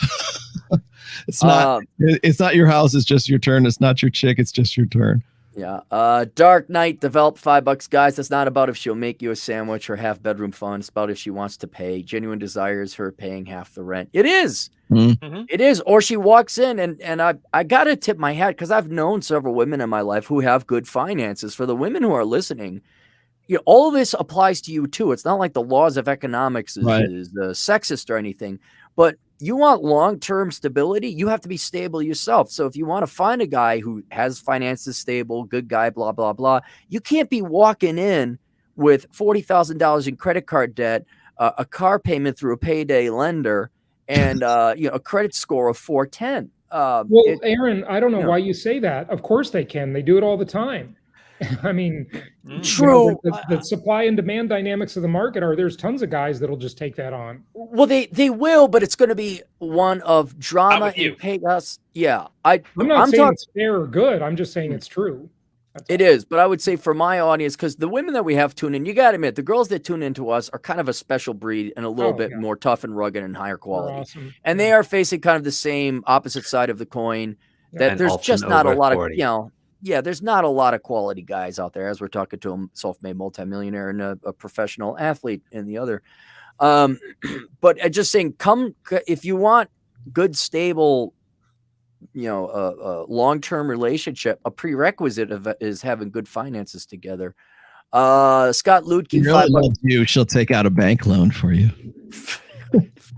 I never understood how many months of a guy's salary has to be the number of carats. Like, who the fuck came up with that? That is by the way, that's a meme that's been going around for a while after Tinder swindler. Like, if she really loved you, she'd take out a bank loan for you. So you got this guy that women will like take out bank loans for. It's like, you want to talk about genuine desire, like ride or die girl.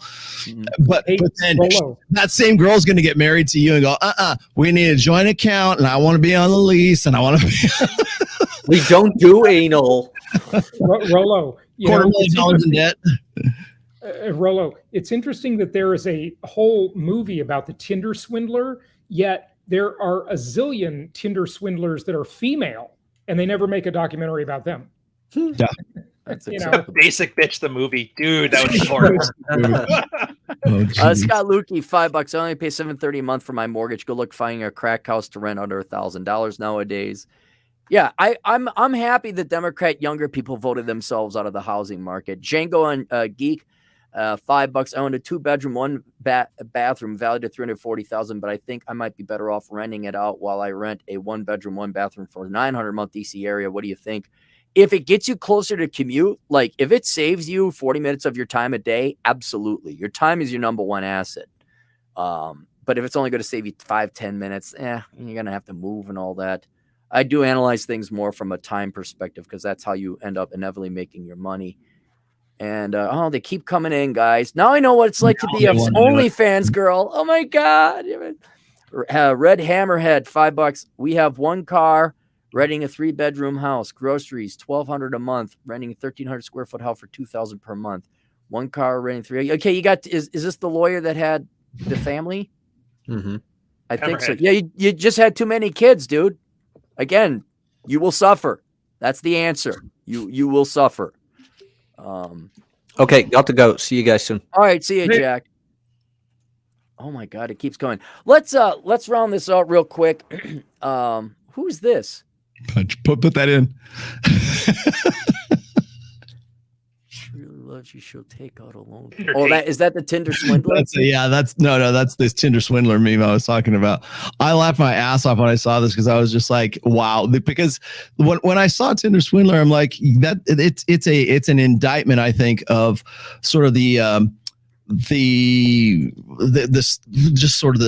general state of intersexual dynamics and the general state of men or the sexual marketplace right now.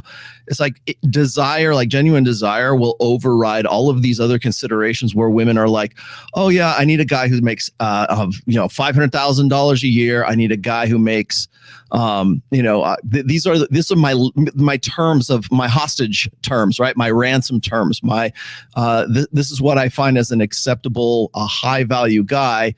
But then you could see a dude like I forget what's his name, but the Tinder swindler guy can come in there, and it doesn't matter whether he's for real or he's legit or whatever. Women will actually take out loans for him if your game is good enough. Almost like women don't know what they're talking about sometimes, huh? For women who had game, I mean, zillions of them. Yeah. I mean, why isn't there a documentary about that? Why aren't they called swindlers? Because it doesn't sell. Guys aren't at home all day waiting to watch documentaries and the soccer moms and housewives. That's the Dahmer shit. That's like 40-year-old parents watching the Dahmer, man. Oh boy! I should know this. You got his glasses out of the auction. I was in Milwaukee when he was killing the people. That was big news when I was a kid. Yeah. I guess one other thing I kind of would want to bring up going forward, it's just to incorporate this into your pursuit of women down the road as you concurrently pursue real estate. A lot of girls are complaining, you don't have guys financially stable, live at home, and all that other stuff. If men pursue housing that is practical and serves as lodging, and let's take my bachelor hut as an example. You take a tough shed bought from Home Depot, you pour a concrete base, you're out in the middle of the woods, you're in and you have, say, 20 acres, all right? You are in pretty good shape, but the optics on that is not good for your dating life. Like, oh yeah, come to my house. Now you're driving this girl down a dirt road. There's a hut on this abandoned property. And I'm wondering, going forward, it is in your best financial interest, but do you think women are still going to poo-poo? I think this is why guys don't want what they say they want. There's a guy saying, I want to raise a family and shit, but then he buys the place that makes it least likely he's ever going to meet a woman. So I know there's something at play here, some emotional need the guy has that's not there. Because if you wanted to meet a woman, you would be buying a condo in a downtown area because that's where all the women are. But it goes against your financial interests. Is it though? Did you want a family or not? How bad did you want it? Well, I don't want to have to go into any debt. I don't have to make any changes in my lifestyle to possibly attract one first. No. I want to have the perfect financial situation that's not appealing to women, and then for them to come to me. The irony, you say the perfect financial situation will not. That's why I say what I'm saying is there's a narcissism behind it that nothing is wrong with me. It's all women, and everything that I value that women don't value is the only thing that's important. And I hate to say it, but yeah, I get it. It's not the best financial decision to do things. Sometimes it's a sexual selector to show that I can waste money on a suboptimal financial thing to attract women. And if you want a wife, if you want a family, you might have to go live in that place that doesn't have a shed, that's a condo that's too small, because that's where the women are. And you find that woman who has a job, has her act together, and then you move her to South Dakota. You don't move to South Dakota and then hope the supermodels will come find you. That's just unrealistic. Hey, there's a If you look at line this as down strict my dirt economics- road up to my shed right now. Yeah, but here's the thing. You brought the girl with you. She I did. already loved you first. So you did it in the right order. There's guys that, I don't have a woman yet, I'm going to go live in the woods. Now, where's the women? It's like, they're not in the fucking woods, dude. You got to get out there, And man. then to have That's a the great balls and point. say it's their fault for not moving out to the woods to find my awesome ass. Hey, I just Ryan, find it laughable. I'll have you know, you drive 15 miles into town from the shed. The one bar in town in Wisconsin has karaoke, and there's some okay looking single Oh moms shit, that you never show up. mentioned the Nice. karaoke. So you get there like right after you have your Perkins, and then you go straight over. Oh, Perkins, that's But- way off into but the you city. see what I gotta mean, go to though? the big Like, city for that. Guys are saying they want something, but they're literally making decisions that make it less likely that they're going to achieve it. If you were to look at chicks the same way you look True. at money, you would be yelling at these guys for how stupid they are. Yeah. But for some reason, you throw a set of tits on the dollar bills, and now it's cool. It's like women are whores, and we should have had them in the yeah. Do you see what I mean, though? I'll tell you, I spent last week with Jason in Vegas, and developing the new show with Mike Sartain, and going out to to Zook, and to go and really kind of getting back into what I used to do quite a bit when I was working in wine and spirits. And I was out there, and I'm talking to women, and I'm talking to guys who are out there in the clubs as well, and I'm looking at this and I'm going, you know what? Certainly in the manosphere, I don't say manosphere is very broad, but I would say that I think a lot of the guys who follow this sort of content are very insular, because they're not the guys that are out there, like you were saying before, go fish where the fish are kind of thing. They're not out there. They are, you want to say, most men are invisible. Yeah, well, go and fucking make yourself visible. That is a valuable lesson I think I learned over the course of like last week in Vegas, is like that world. There's an entire freaking world out there that guys just simply have no concept of. And when they see it on their screen, when they see it on YouTube or wherever, they go, oh, wow, I have too much respect for myself to ever want to go and do something like that. It's like, no, dude, you're not there because you are in bumfuck Egypt. Dude, you're in fucking Butte, Montana. You're in a shack somewhere in a freaking whatever, in your mom's basement. I don't know. But the thing is, I think that we tend to, especially in our sphere, we tend to think of it as this big global, extroversion, when in fact it's really an introversion.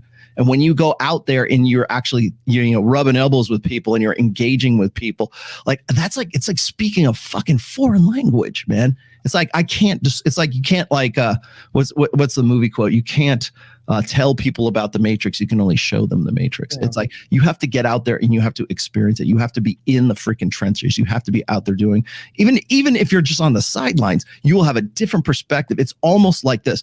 And I think Jason was saying before, go travel, go see other places, go out to, go to different countries, experience other cultures. It's like, it's not even so much, yeah, please keep doing that, but it's not even so much that. It's like, get out of your fucking house. Yeah. Go out there and go fish where the fish are, man. Go put yourself into social situations where it's sink or swim. And then after a while, after a few rejections, and you're going to get freaking rejected, and you're going to be like, gonna feel a little bit weird. But once you get out into those situations, at the very least, you will appreciate the difference between IRL in real life and the shit that you're doing right behind your freaking phone, or whatever it is that you use to engage with people on social media or on Discord or on Reddit or whatever. Reddit is not the freaking world. Twitter is not the real world. And I'm quoting Hotep Jesus here, but it's not the real world. You need to go out, like, they have zero frame of reference for actually being out there and engaging with women, engaging with men too. That's why, because guys don't have like those tribes. They don't have the networking, or they don't know how to even talk to other dudes. They don't have a group of bros to go hang out with. I think that's very important, but it requires one thing: get out there and get a new frame of reference in the real world, real life. I stand corrected on my housing strategy. Everyone find the one girl, develop one itis, buy the biggest McMansion next to her, and finance it at 12%. Ryan has convinced me that that's so skip the hut in the woods there, guys. We got that. But Yeah, and then she'll take off with the pool man, but that's what happens as you're busy making the mortgage payment. Rolo, you're absolutely right, and that was fun hanging with you in Vegas last week. I'll tell you though, it just blew my mind. It's, of course, I've been seeing it all along, but when we were at the nightclub that night, I mean, all these girls are just filming themselves on their phones. Oh yeah, yeah. Fucking pathetic. Like all they're doing is worried about getting video for Instagram. Yep. I mean, they're not engaging with But you know what, Jay? That's everywhere. I was at the Death Angel concert last night, and it's like, I will tell you this is like they're doing the same thing there. They're doing the same thing everywhere else, man. I can't even believe what our society's become. It's a disaster. Yeah. But you know what? You have to go out there and see that happening to have that frame of reference and that appreciation for it.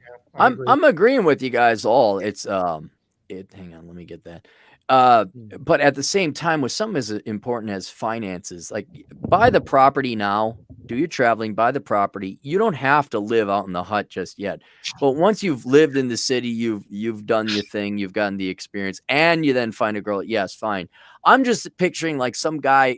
I don't want to deprive a young man, because I had a client not too long ago. He had a piece of property outside a major metro where he could have built the thing and the hut and all that.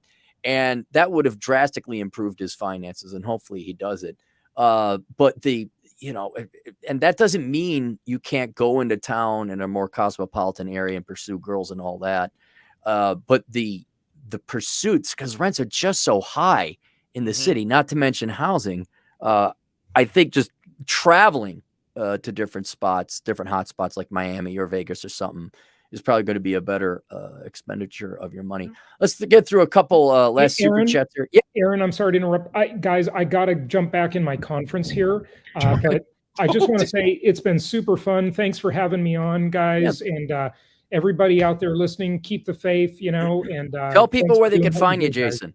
What's your website? Your website.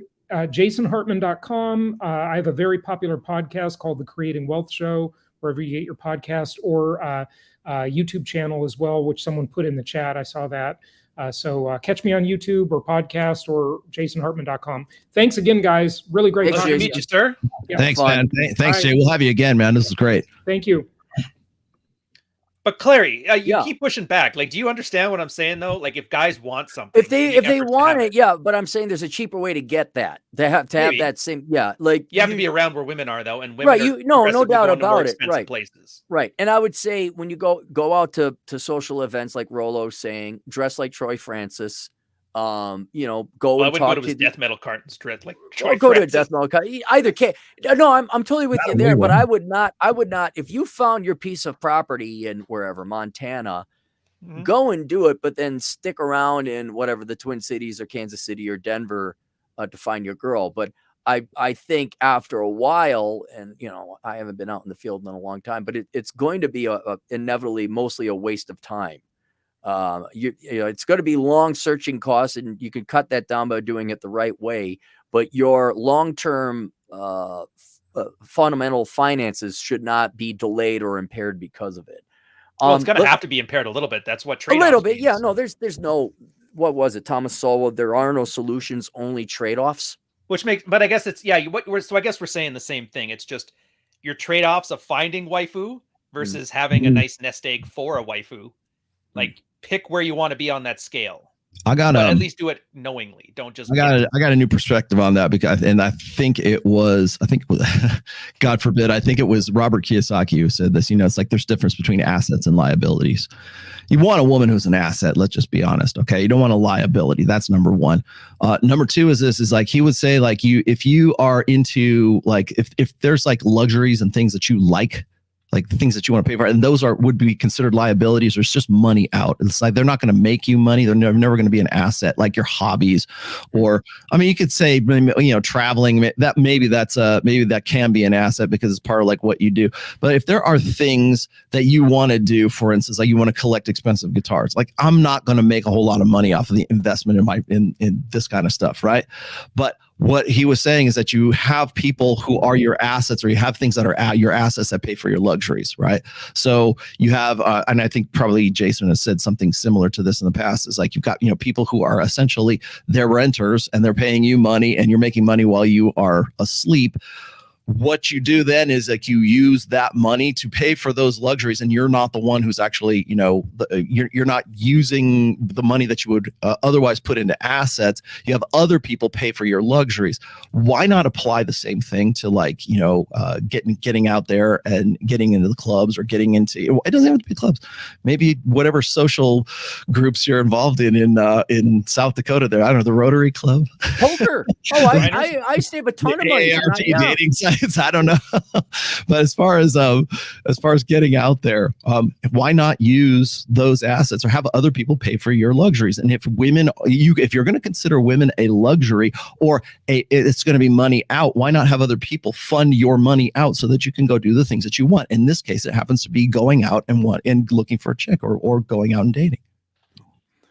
All right, let's get through the rest of the super chats. We'll call it a day here. Red Hammer, $5 of one car, renting 3-bedroom house, groceries, $1,200 per month, renting 1,300 square foot for $2,000 per month. You got a family of 6 living in that. You're gonna have to cut your expenses. But good luck. And I think he said somewhere else he wanted to have like 8 kids. Here we go. Basically, just need to make more money. I'm only 29. I've got time. I wanted 8 kids, so I married a young virgin, started baby making. Kids cost money. Children are the number one cause of poverty. That's it. It's not. It is. The more capita you have, the less income per capita or wealth per capita. You can make honestly, I 100,000. agree. It sounds like he's actually decently good with his money, but he's just stretched to the max. Yeah. Okay. I mean, Maybe give one of the kids to grandma. Are children assets or liabilities? both. Well, yeah, in China they used to be assets. Now I think here they're liabilities. Financially, they're definitely liabilities, but they're assets because that's the one of the number one reasons for you to live. You should love your children, and I think he wants to have a big family, so I think and the wife stays home, so it shows that they're serious about raising their children. Mm-hmm. It's just that I appreciate, and you could get by on a shoestring budget, but you got to start introducing reality a little bit as well in terms of your finances. Touch Brilliance, $5. Jordan Peterson and Rolla both helped me get over childhood trauma. Still working on it, but couldn't do it with you guys. I think he meant without you guys. We got like a lot of high dollar ones. 907 King, 20 generous dollars. Jason Hartman and Boozy Business. Who's Boozy Badass? Who's Boozy Badass? Good question. Okay. Oh no, it's Boozy. Yeah, that's a rapper. Okay. You sure? Yeah. He's just been in the news recently. Saying the same thing. Social media ruined dating. $950 a month plus electric in Alaska for 2-bedroom, 1 bath. That's pretty pricey for Alaska, I'd imagine. Unifrog, $20 Australian dollars. Shake it for us, Cappy. And no, there'll be no shaking. That was $20, man. Come on, $20 is $20. Australian. That's like $10 US. That is $20. $20 is $20. No. Always got it. Here, Jay. Here, Louis. This is the best super chat ever. He gives me $50, 50 generous dollars. Has nothing to say. That's wonderful. That's like a woman that just makes you a meal and doesn't want to talk. It's just wonderful. Thank you, JMT. I appreciate it very much. And let's end the super chats because we all got to get going. So no more super chats. You can save it for later on next week. Buy a yacht. Great investment. Buy a yacht. No, there's a couple more. I don't want to. Do we catch them all? I think we got them all. No. No, you got a few. Okay. Moaxa 93 Australian. Great show. Thanks for the internet, daddies. No problem. Yeah.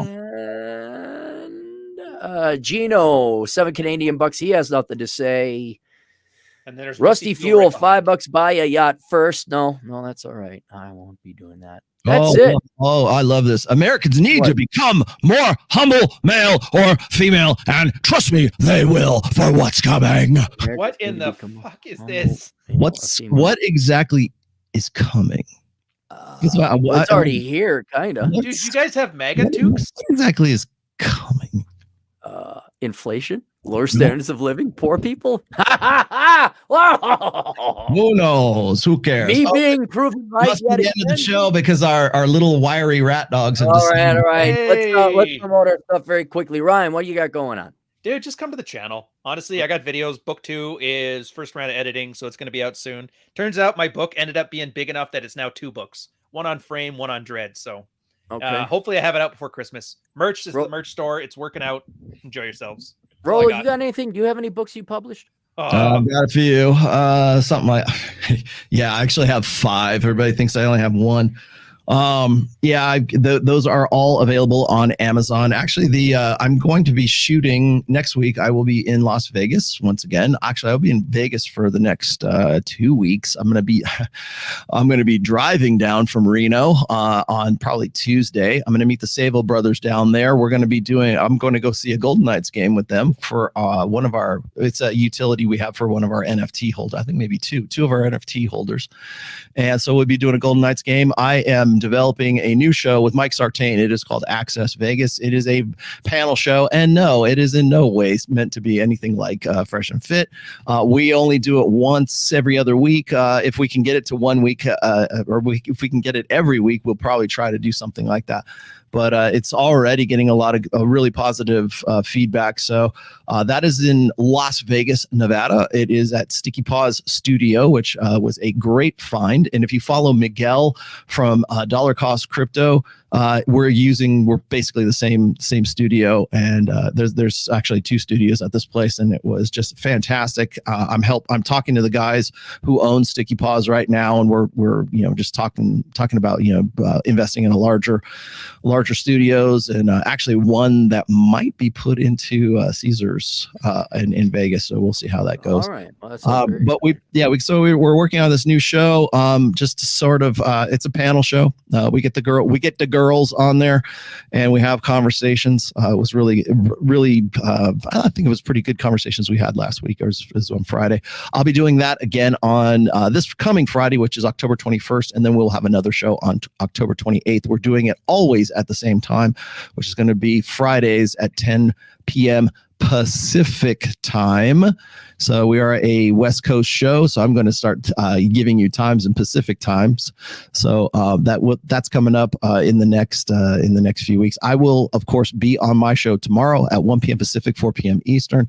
I am not going to be. All right. We gotta go. Jesus. But yes. I will be talking about the conversation between Adam Sosnick and Hafiz and the rest of those guys. Good. People can search you. All right. Yes, you can. I'm on Twitter at They'll Rolls find you. I gotta plug my stuff too before Everybody all knows. my audience dies to zero. I'm going to listen to the menu on my drive all the way There to you Vegas go. just There because you you gave me go. that plug. All right.